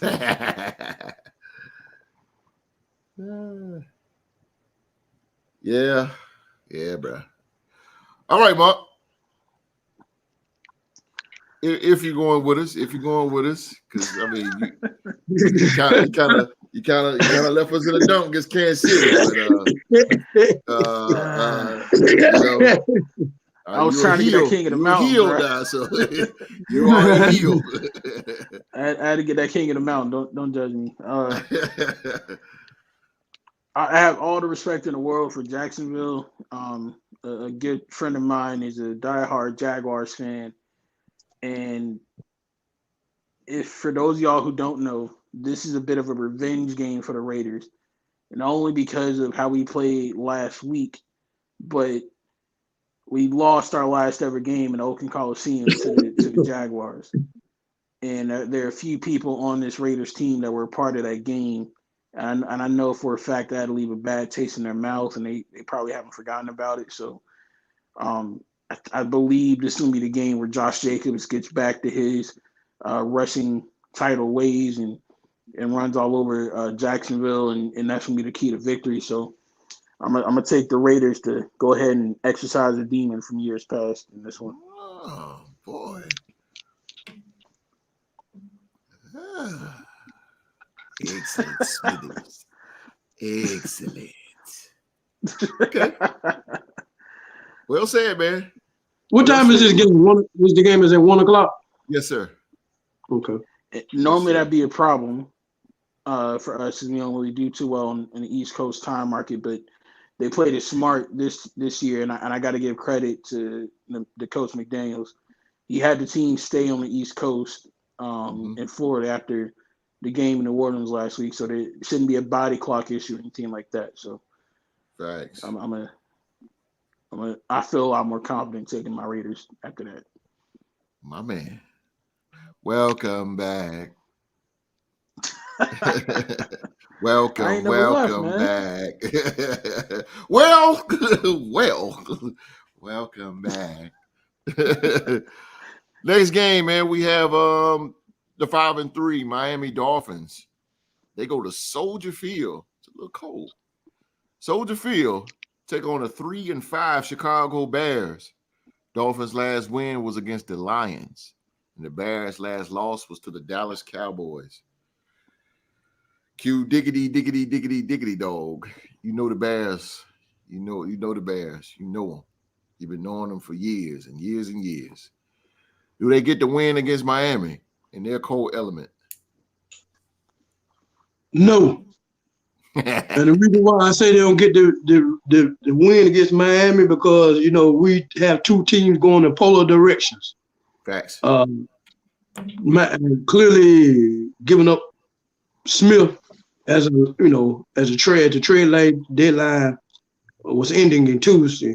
That let you know that they're on the rebuilding stage, and yes, so and Miami is got Tula back. They're on their winning ways. So give me Miami on this one. Drunk said, Fox has forced me to watch way too many Bears games this year. Dolphins easy. Drunk, let me tell you something about Fox. They torture us week in and week out with Carolina. Torture, bro. Luckily, Carolina's they playing won't torture Thursday. last week. Facts. But Carolina's playing. They're playing on Amazon this week, so we will not see Carolina Sunday. Thank goodness. Yes, sir. OG. Let me inject something real quick. Since you mentioned that, why do you think, and since Drunk said that he get tortured by Barrels games and we get tortured by Carolina games, why do Fox don't see the need to entertain in competitive games? Why would you continue to put on teams that have losing records that's not going to give you the kind of results that the ratings that you need? I know that. Go ahead, Mark. It's simple because you're showing these teams in their home markets. Like, no matter what, if the team is good, bad, or indifferent, with a lot of different sports franchises, not all of them, but a lot of them, the home crowd is going to support their team no matter what. So, even if for example, the Raiders, I'm pretty sure some people who lived in Oakland weren't always fans of us. And, we weren't always the best team in the world, but that Coliseum was sold out each and every week because the home crowd love their team. So that's the same thing with television. They're going to show us. They're going to show the Panthers and the Carolinas regardless because that's their home market. So, well, the NBA don't do it like that. You don't see a whole lot of Charlotte Panther games. Nope. You see more of a yeah. The big difference in the NBA and the NFL is like the NBA has so many games going on at once. They don't have like 2 or 3 networks to split all of their games. Like, except for everybody Chicago. Because Chicago has WGN. They got their own network. Yeah. Except for that. Everybody and mama has like a regional sports network in the NBA. Right. So right. Mark is definitely right on that. Drunk said I'm in St. Louis and it's like he like 5 pointers just for not having a tee. Damn. I mean, it would make sense because the closest market that Fox covers to the St. Louis area is Chicago. So we feel your pain, Drunk. We feel your pain, bro. CBS usually show the best game available. Sometimes, unless you're in CBS does some shady stuff too, because I'll never forget, it was a couple of years ago. It was a big game that I wanted to see, but because the daggone Steelers are playing, that was a nationally televised game because Steelers fan base is all over the place. So yeah, and if CBS mostly they show either Cleveland Brown games or Pittsburgh Steelers. Holy yeah, because they got the AFC contract. So if they know they got a team that's like nationally relevant, they got fans all over the country, they're gonna show that proper team. Yeah, but I ain't got to worry about this tomorrow. No Carolina tomorrow. Thank goodness. It'll probably be, if not Carolina, it'll be Atlanta. Yeah, with us, they gonna show Carolina, Washington, or Atlanta for us. Yeah, either.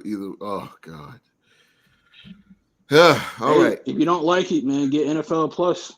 That's a fact. You can watch any game you want on your phone. That's a fact.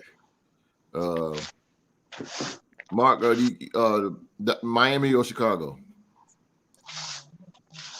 Chicago looks like they're getting their offense together because they've been putting up points the last couple of weeks. But like Q-Dog said, when you get rid of Roquan Smith, what else do you have on defense at this point? And you need defense to be able to stop somebody to win a game. So I'm going to take Miami. Miami. MIA, we're going to take it to the house. All right, man. Let's take a brief commercial break here, but I wanted you guys to check out the Real Sports Group on Facebook. If you don't have a Facebook account, that's fine. Make a dummy one, just like Drew to the Game did. He made a dummy one and joined the group. So, Real Sports Group, again, it's an elite group, man. Just a bunch of sports fans in there, all positive. We don't disrespect each other. We keep it all clean. Got some good rivals in there and we got some good debates in there. So feel free to sign up to Real Sports Group. Post whatever you want to post, man. Start some debates. Hell, you can even start your own brigade up in there. If you're a Buffalo, Giant, Atlanta, whatever fan you are, get your little clicks up in there, man. Real Sports Group, man. That's fine. All fine and dandy. Sign up on Facebook, man. If you don't believe me, just watch.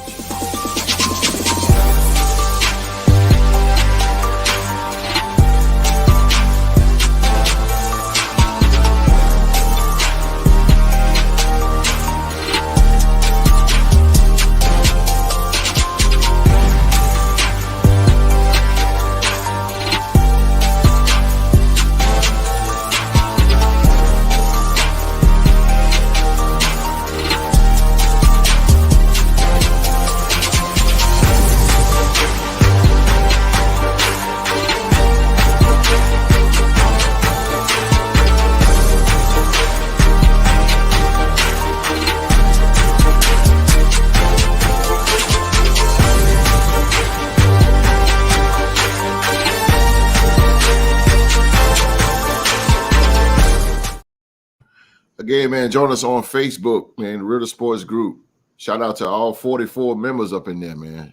Shout out to all the members of the Real Sports Group, man. Shout out to the VP. He is the VP, man, of that group, man. Any information, man, hit Young Mark up. Hit him up, man. Hit him up. He'll definitely put you on there. All right, man. We got a couple more games left in the NFL predictions, man. We're sitting here talking NFL predictions, man. We got Mr. VP in the building, and we got the legend, the smooth scientist, Q Dog, up in the building, still kicking it with us. As we give you guys the rest of the games here. We're gonna, speaking of Q Dog, we're gonna start this thing off, man. We have the 6-1 Minnesota Vikings. They go to FedEx Field to take on the 4-4 Washington Commanders. The Vikings' last win was against the Arizona Cardinals, and Washington's last win was against the Indianapolis Colts.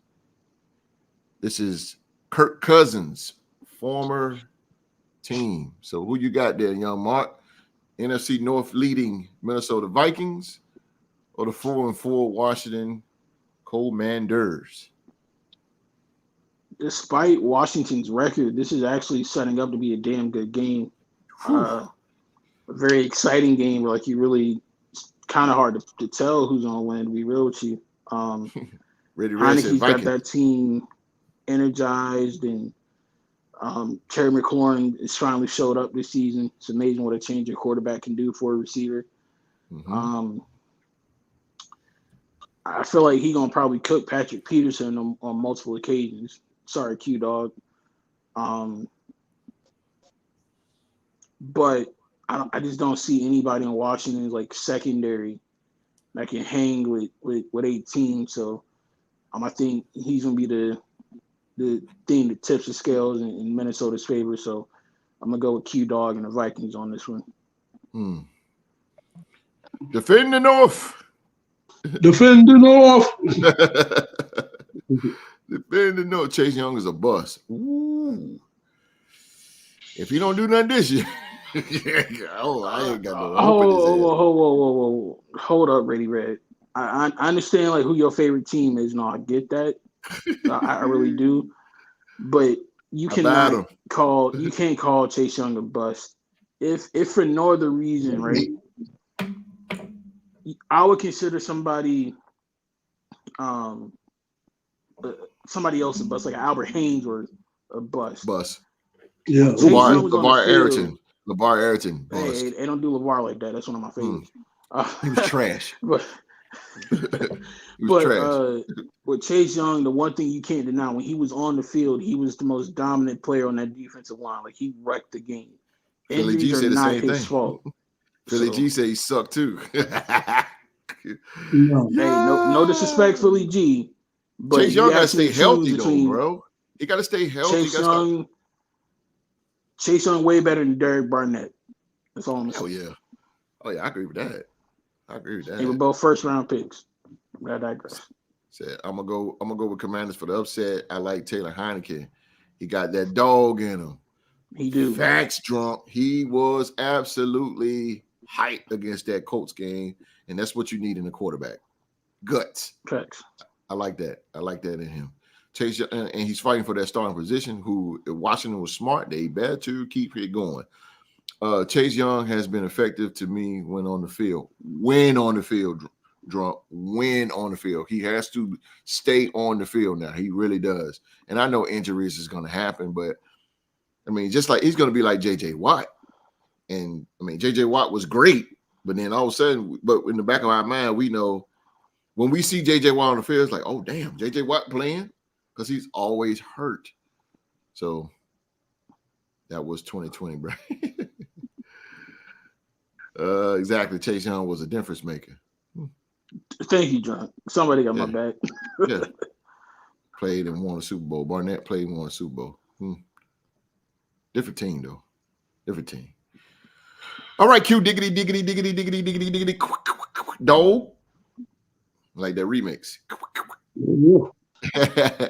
Diggity dog, what you got to do to get out of FedEx Field with the win against the Washington Commanders, who's riding the wave right now. Okay.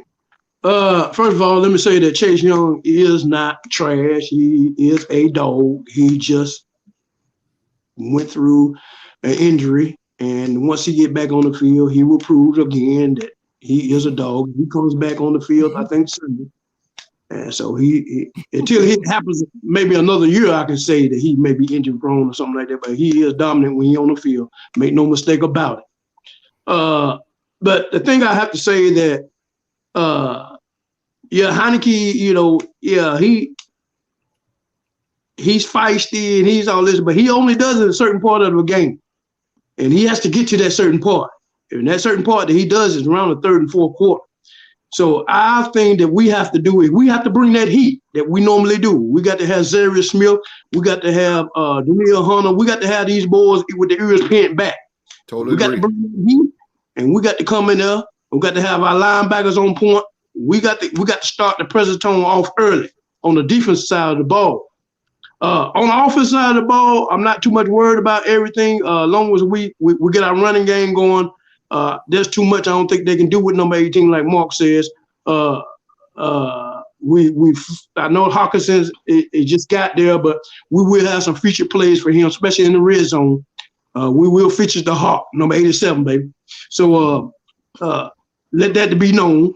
And so I think that as long as we don't let it's going to be the hostile environment. Kirk Cousins and O'Connell coming back into a place where they both know well. So they'll have to communicate, work together to get over the hump or whatever's going on with the Sunday game there. It's going to be kind of hostile, but I think with what all we have and with the coach that we have, and then we bring that heat. We just don't let them come up, keep our boot on their neck. We'll do fine. But I think if we still end up in a dog fight, we still just have to know how to present. I don't want us to get into a dog fight where we give them the emotional edge. We got to keep the emotional edge, keep it on our side of the field, not their side. But I think we will prevail in the end. I just think more defensive. We just need to bring the heat. I need to see a Zarius Smith show out. So give me the Vikings. Well said there, Q-Dog. And I also want to mention that you guys, I want y'all to notice that Q-Dog did not underestimate the Washington Commanders, not one bit. No, sir. No, sir. Not at all. He did not do that. He did No, not sir. do Now, that. they was playing the Giants, it'd be a different story. But But I would like Mark, saying even though they're 4-4, they play well better than their record. So Yeah. that has to be that have to be you have to justify that in, and we know that we're going into a hostile. This is really a trap game. So That's a trap. Yeah, you took the words right out of my mouth. That is a trap game. That is a trap game. That is a trap game. And well said by the Viking expert. You know your team, bro. You know your team. You know your team. I don't like the way we're playing, but we got to get better. Kevin O'Connell, he's saying this, but we got to get more. Too talented to play with the way we're playing. Oh, absolutely. We got to get better. I feel the can I same ask way. you a question real quick? Oh, I'm sorry, Yes. sir. Yes, sir. You did. Oh, he finna hit me in the ribs. Go ahead. So I'm just curious. This Q-Dog is a longtime Vikings fan. If you could go back in time and change one thing about the franchise, would you change the 1998 NFC Championship game or Adrian Peterson in 2012 not getting that rushing record? Oh, well, that's our show for today. I'm just going to close the lights off. I'm going to turn the lights off on this one. It ain't no Every shade. time when you mention Adrian Peterson, the championship run in, I just think about my hands on Leslie Frazier's throat. I cannot get past that one, Mark. Adrian Peterson will be an icon running back in the Viking organization forever. How can you have the audacity to not let this man get the Russian title? Nobody has claimed close since. This man, everything was in play. He came off a terrible ACL injury. Didn't nobody think he was going to be the same AP. And he came back better than that. Like he was rebuilt like the Binding Man, like the better AP version. And to get that close and you snatch the rug from under his feet, how dare you do that? I have to take that one back. Give him a man the ball one more time. Give him one more time. Let that man get that title. Come on now. That was wrong. That was wrong. You did that one, Mark. Yeah, you did that. You did that one. it won't to throw shade to get him round up. I was just genuinely curious, as a Vikings fan, which would he change? You know, that the NFC Championship game had to hurt. I'll tell you what, nothing will never. I'll tell you one thing will never change. My hand will never come off with Leslie Frazier's throat. My hands is permanently around his neck to the day I leave this world. Because he was wrong for that. And every time I see his face, and we play them next week, I'm not even gonna think about that game. Mostly, I'm gonna think about how can I get my hands on this man's throat. Oh God! Well, that's the answer to that. You got that.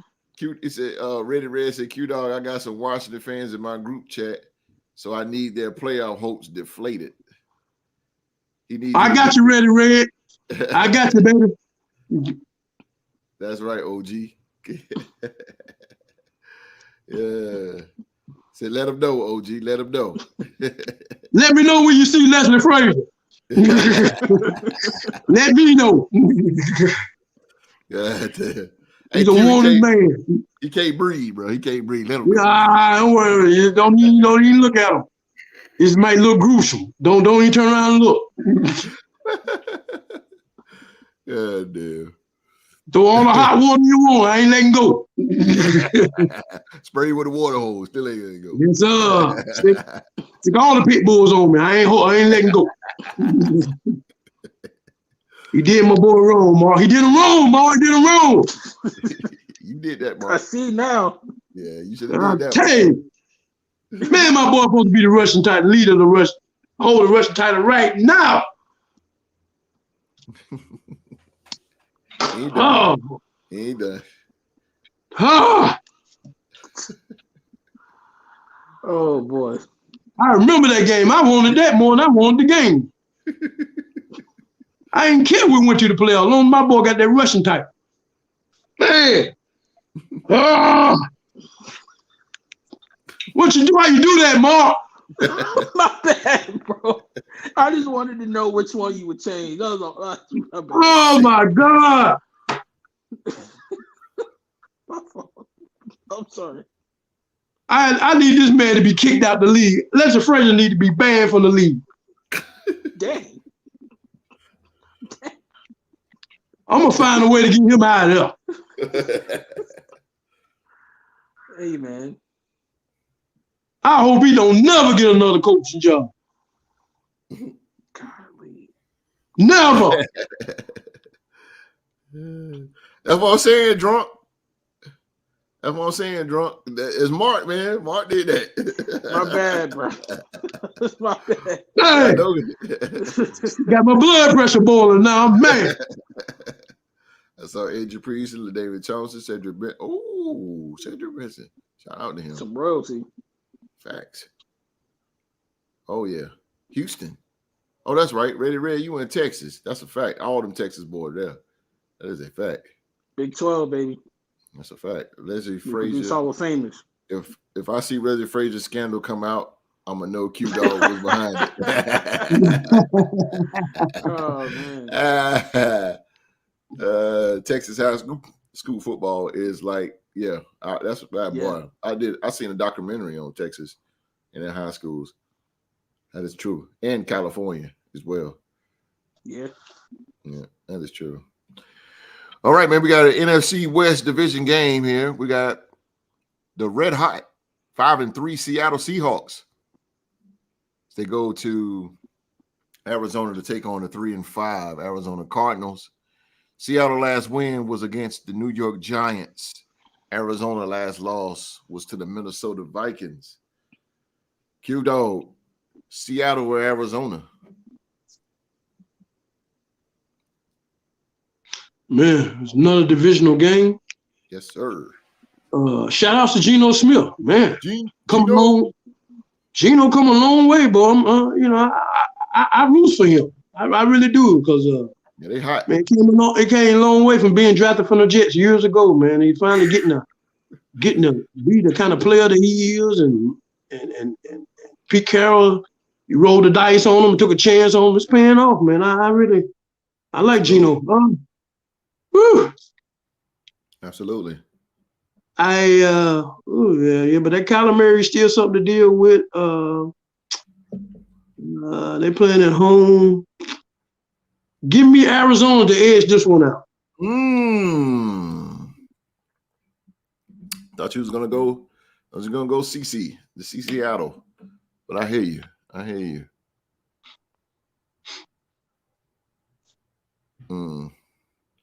Yeah.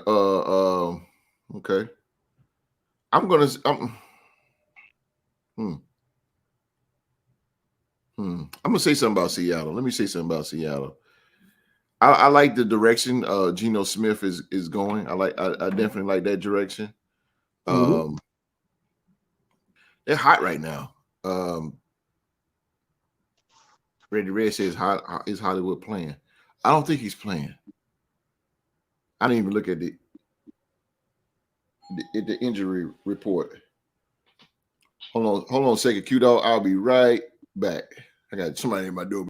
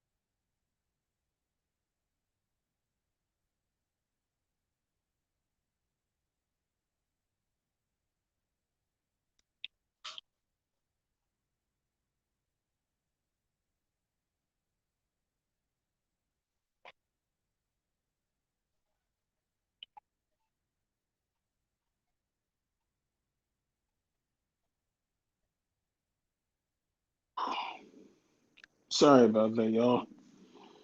You all right? Out. Yeah, everything good. Dodged the bullet, thank God. We were going over to. Sorry about that, man. Ladies and gentlemen, I had somebody. Well, I had to get a package at the door. If I didn't get that, I would have been waiting probably about 6 more weeks for it. Soundboard, baby. Got my soundboard. Got my soundboard, baby. Got my soundboard. Okay. Yes, sir. You trying to run up the turn stairs, this boy. I'm joint into about a to pass studio? out. Huh? You trying to build a studio? We're in the studio, baby. We're in the studio. You know what I'm saying? Put down them rhymes, baby. Real Sports gonna have their own rap album. R&B. Super Bowl shuffle. Super Bowl shuffle, baby. They're gonna do the Icky shuffle. Which game? Yes, sir. Seattle, Arizona. Mark, everything okay? Yeah, everything good. Had to check on moms. Yeah, I understand. I understand. Hey man, we here at the Real Sports Podcast, man. We are real human beings. We got stuff going on, but we guarantee you to give you guys a great show as we got stuff going on. But my apologies for jumping out camera. I had to get that package, but I had to, boy. I would not wait in line at the post office. Ain't no way. But yes, sir. Arizona or Seattle? This is another one of those games, like I mentioned earlier, right? Like it's a game with impacts on the future, really, because I feel like if Arizona goes down again and takes another L, are they going to be in the coaching market at the end of the season? And if they get a new coach, are they going to get a new GM as well? You know, get a new coach, a new GM. I know you just re-signed Kyler, but what are you going to do with that? So a lot of interesting stuff going on in that game. But I just think with the way Seattle has been playing, I'm honestly thinking, to be real, I think they can honestly get into the NFC playoffs right now with the way that they've been holding it down. So I'm gonna take Seattle on this one. Seahawks, it is. They're kind of hot right now, so Yeah. they got some momentum, man. And like Q Dog said, shout out to Gino.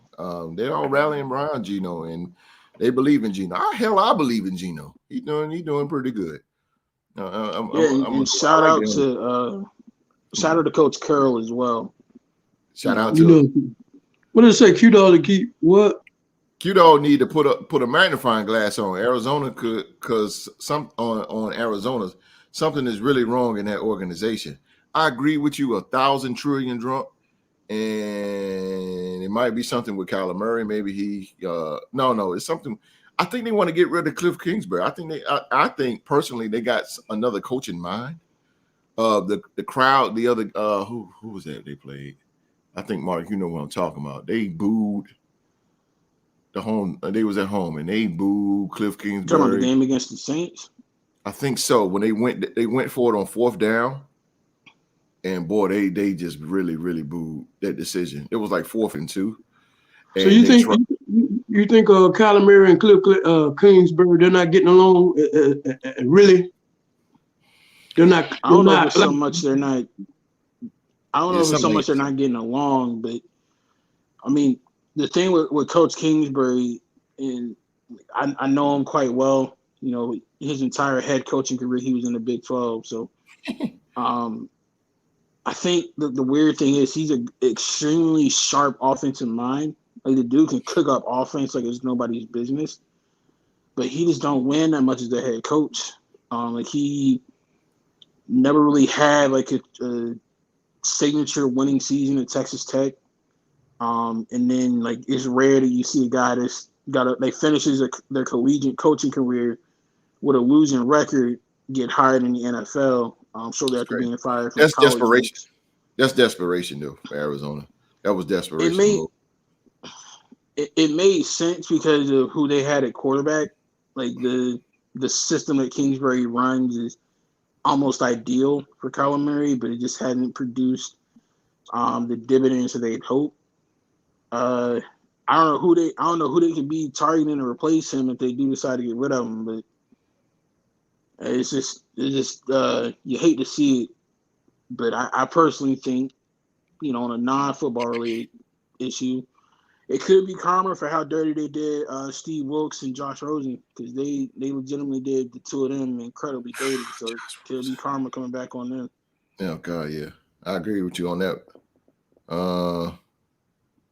Drunk says, "Bro, I've been telling people Kingsbury is on his way out, and everybody say I'm tripping. No, you're not tripping. I think it's time has come to an end, and the crowd is telling it. And you got to listen to the crowd sometimes because they're the one that makes you the money. So they want you out. They want you out.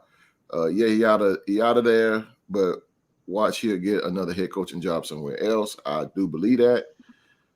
Me personally, if I'm a team, whether it's college or NFL, I think he's meant to maybe another college shred, but another Chip Kelly. Good Lord. No, I wouldn't even say that. I think the most ideal position for Coach Kingsbury, if you want to get the most use out of him, is to let him be your offensive coordinator.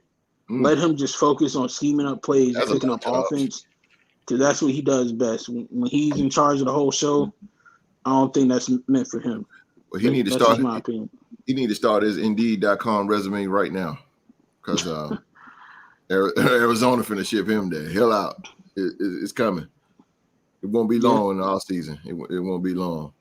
But if they do that, then what direction do they go in? Do they get another offensive-minded coach, or they get a defensive-minded coach? That's a fact. That's a fact. Where do they go from there? So who you pick on this one, Mark? Did you pick? Yeah, he picked Seattle. Yeah. I'm taking Seattle. I think they're gonna potentially be one of them teams is like on the fringe of making the playoffs at the end of the year. Right. The next game, man, we have 3 and 4. Los Angeles, the defending Super Bowl champion Los Angeles Rams. They are going to Raymond James to take on the 3 and 5 Tampa Bay Buccaneers. The Rams' last loss was to the 49ers, and Tampa last loss was to the Baltimore Ravens. Young Mark, the champs or the Bucs?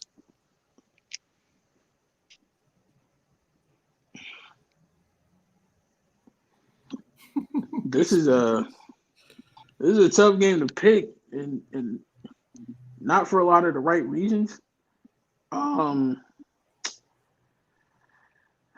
Because both of them have like terrible offensive lines. Both of them have really huge difference makers on the defensive line.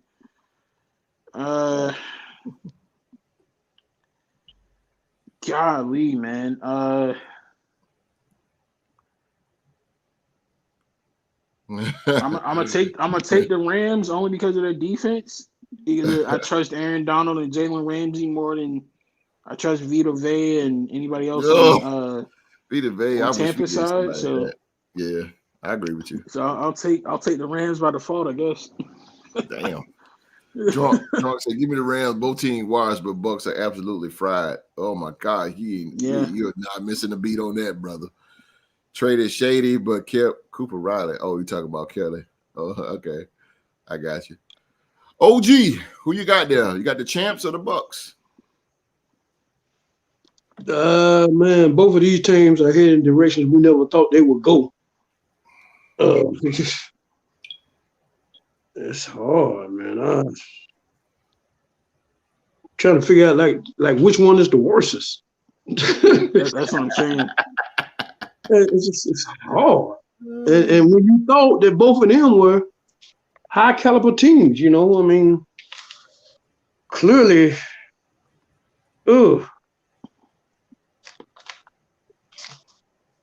yeah, the Bucks is definitely Tom Brady's situation. And, I mean, yeah, I'm gonna take the Rams on this one. Is it Rams? I'll take the Rams. Rams it is, baby. All right, 2 games to go here. We have a Sunday night game. The Sunday night game. Oh, Cooper Riley, the racist. It's crazy. Live chat is off the chain. Okay. We got a question for the Real Sports podcast here, coming to you by courtesy from Drunk. Question: how much do we blame Todd Bowles for the Bucks falling off? I'm gonna let the experts answer that. What do y'all think? I don't hardly blame Coach Bowles at all. To be honest with you, just because you can't. Really, the main thing that's hurting Tampa is people retiring and people getting hurt, and those are 2 things that are out of the head coach's control. Given the depth of injuries they've had on both sides of the ball, I'm gonna give Coach Bowles a pass on this one. Okay. Well, I would give him a pass too. I mean, if you can remember way back in training camp when their center went down, and the panic that went on in the Tampa, kind of like the organization, because it seemed like the center was the centerpiece that held everything together for the protection of Tom Brady. With the other injuries that came along, so I think things just kind of one thing after another. But I really think that center set it off. And so it just been they've been in kind of disarray from there. So I wouldn't blame Tom Bowles. I wouldn't blame him either. I don't know what is actually going on. I just think it's mighty funny that Bruce Arians resigned and then all of a sudden the Tampa Bay Buccaneers go to shit. So I just think it's funny, and it's just a conspiracy because I mean you got injuries and then Brady going through his thing, but I wouldn't say it's on Todd Bowles. I would say anything is more on the players. Play calling has been fine. Byron Leftwich is still doing his thing, but they're going to start with the coaches, of course. I don't know, Mark and Q, y'all might agree. I think it kind of started when the debacle with the Bucks when Mike Evans dropped that pass. And I think Carolina. Yeah, and I think after that, we really seen a decline from there. It's kind of like that one little thing triggered a whole. It's like a snowball effect now. Now Brady's playing bad. Leonard Fournette not running that good. Carlton Davis went out. I slightly disagree because that Carolina game was like 2 weeks ago. They were looking bad before that. I guess who? They didn't play well against the Steelers, and that was before that Carolina Also the game, Steelers. Yeah. the Green Bay game. I would personally, if you want to pinpoint any time period during the season where things kind of went down, I would probably point to like the New Orleans game, because like once Mike Evans got ejected from that game, that's when I personally started to notice a lot of their faults, and they just didn't seem to get on track after that. But they won the game. Yeah, but I don't know. It's just weird. I mean, either way, we're not right and we're not wrong. So either way it go, it's something going on in that organization. Of course, I mean, we can speak on that with the Raiders. It's something going on, something clicking. With them, you got the greatest of all time that's not really playing, and that's their bread and butter. That's what they feed off of is Tom Brady. And if he's not good, they're not good. And like Skip Bayless called them the Tampa Bay Succaneers. And that's what they're playing like. If Tom Brady's not good, they're not good. It's just what it is. A lot of people are saying put in Blake Bortles as a wrong decision. Blake Bortles retired. Not Blake Bortles. Gabbett. Sorry. Oh, sorry. Yeah, their backup is Blaine Gabbert. I apologize for that. Gabbett. Both bad Jacksonville draft picks. You good, Philly? You good, Philly G? You good? I don't know, man. Bro. You good, Philly G? Maybe they need somebody like a Coach Zimmer to come in there and kind of stabilize everything. There's one thing he can do. When he took over the Vikings, they were kind of in disarray a little bit. Yeah, he settled everything down and got them organized and in order. So maybe they need somebody like that to come through. Right. Jameis threw 3 picks that game. Bucks had no chance to win. That's true. Brady is just bad. Yeah, he is. He's on a terrible slump. Then the Napoleon Dolan like looking at his boy. Oh God. Oh God, Lord. Hey, Philly G, you good, bro? You good? That's fine. That's fine. Hey, Philly G, something else. You good, bro? Sunday night game, man. We have the 5-2 Tennessee Titans. They go to Arrowhead to take on the 5-2 Kansas City Chiefs. Hate the team, but Titans' last win was against the Houston Texans, and the Chiefs are coming off a bye. OG, the Titans are the Chiefs. Something tells me that this has the making of an upset. Some reason I don't know what it is. I hope so. But I just the way the Chiefs are rolling though. Yep. I mean, that thing they put on San Francisco, man. I'm trying to tell you, man. I mean, that was just really that's what you call putting a boot on somebody's neck. You're kidding. It's one hell of an analogy. Boy, Q-Dog gonna tell it like it is, boy. Yeah, boy, they ain't let them come up for a bubble of air. I swear they didn't. Every time they came up, every time they tried to score one, they push them right back down underneath the water. But that's you as the NBA trivia champ.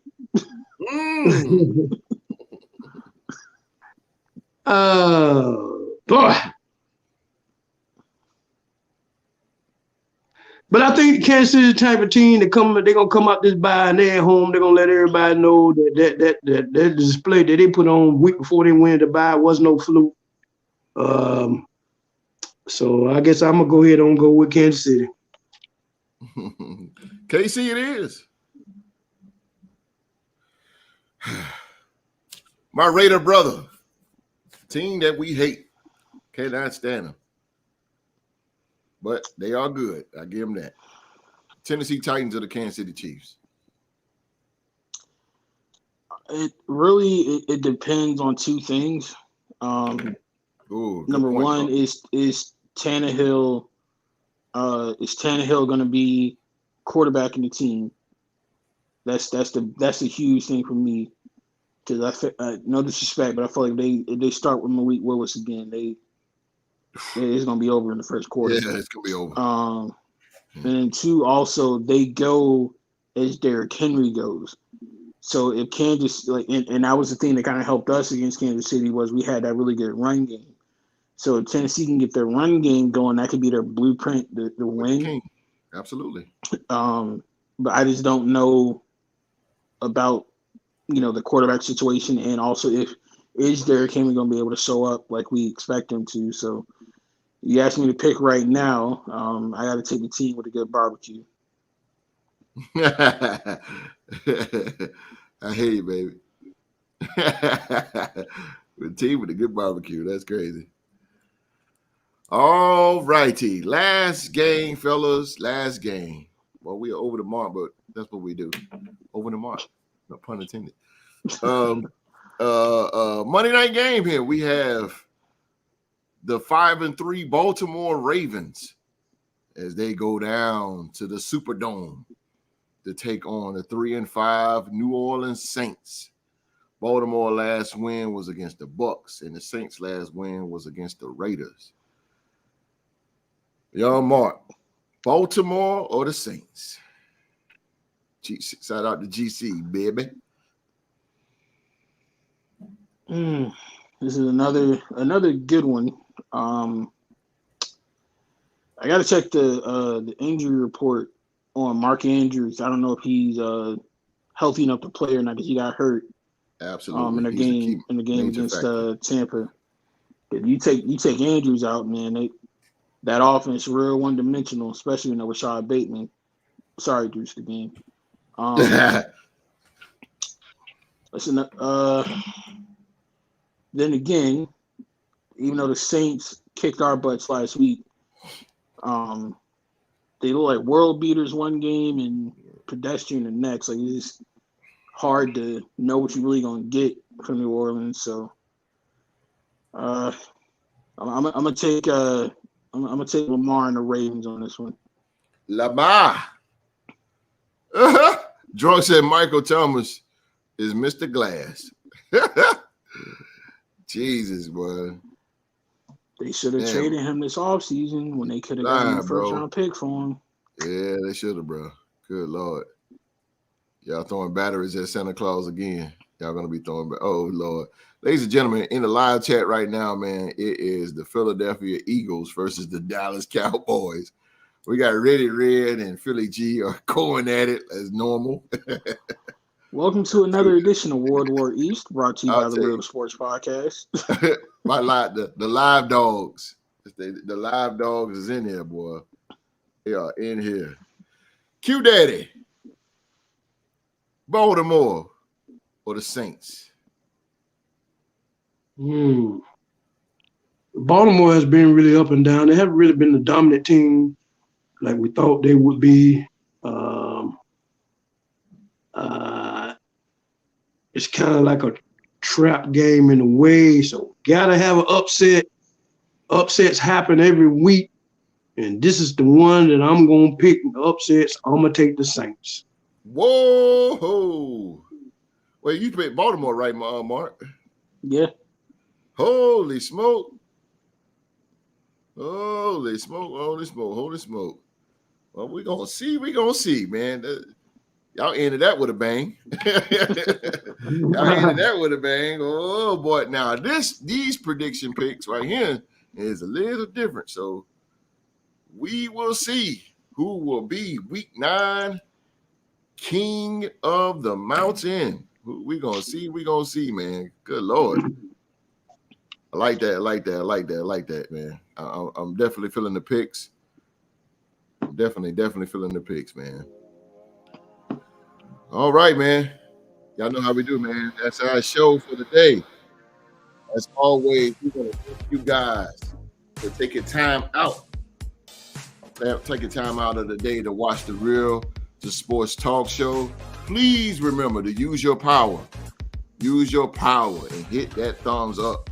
And that subscribe button. Turn on that bell for all notifications, man. We highly appreciate that, man. Use your power.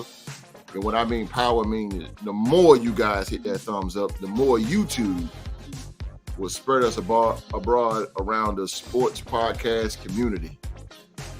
We ain't trying to make a whole lot of money. We ain't trying to make no noise like that. We're just trying to bring all sports fans together and enjoy the game of football and basketball and a little baseball too. And the WWE fans, if you got them, if you're there too. So hit that thumbs up, man, and that subscribe button, and turn on that bell for all notifications, man.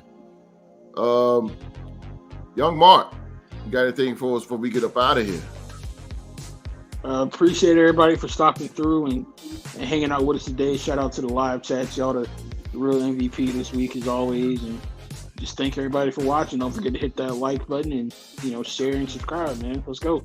Let's go, baby. Let's go. Let me take it down for a second, man. Q Dog, I know you wanted to give a special shout out on a serious level. I didn't get a chance to do it in the beginning of the show, but want to give you your room to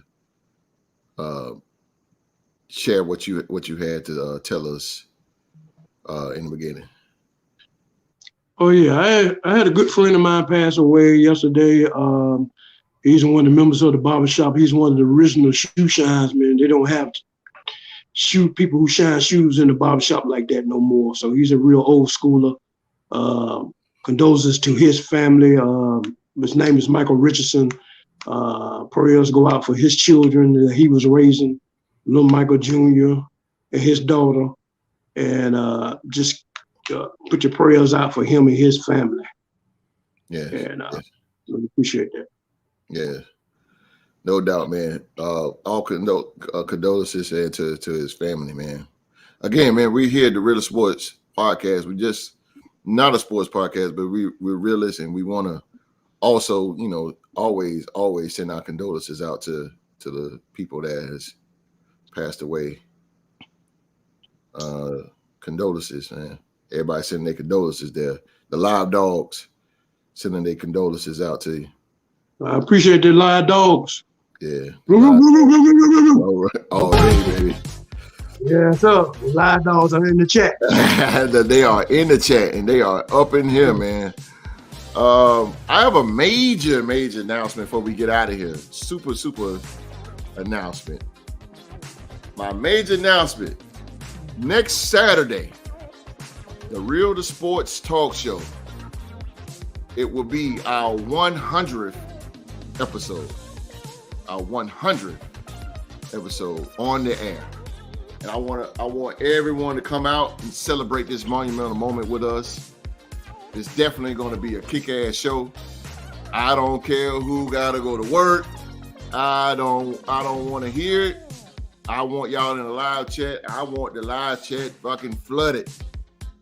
I want it. I don't care who got to work. I don't care. Come support us, man. Come support us at least one time. So again, put it on your calendars. Next Saturday, November the 12th, the Real to Sports Podcast 100th episode. In the mix, man. I'm working on it. We have a special guest for that show, for show number 100. So don't forget about us. Next Saturday, November the 12th, that is the Real to Sports Podcast 100th episode. 100. Monumental, man. Monumental. And all the Real to Sports group, man, I want 44 y'all. I don't give a damn who got to work.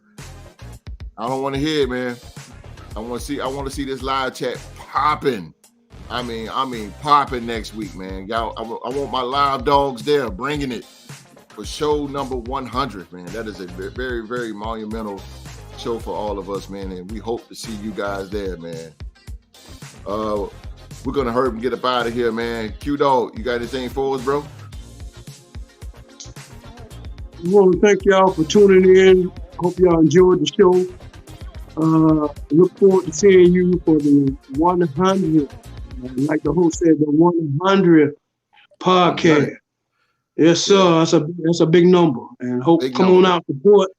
Live dogs, we need you out there. Need the live dogs out here. Live dogs in the chat. Y'all mean something. And so thank y'all for supporting. And enjoy being and seeing y'all. Look forward to seeing y'all next week. Go Vikes! Let's go, baby. Viking time, baby. Let's go. Again, man, we want to thank y'all for watching, man. Don't forget to check us out Tuesday Tuesday at 7 p.m., man. We got sports to talk about. We have all the scores around the NFL, and we will review the game of the week this time, and Sunday night game and Monday night game. So come join us Tuesday at 7 p.m. only on YouTube, man. We're going to bring it. That will be show number 99. Tuesday at 7 p.m. only on YouTube. That's the Hall of Famer right there. The Hall of Famer. And Mr. VP. And y'all know me. I think I do. Yeah, I ain't gotta know me. Y'all know me. We thank y'all for watching, man. We will see y'all Tuesday, number 99, right here on the Real to Sports podcast. Stop all the gun violence. Be safe. Love each other. We out.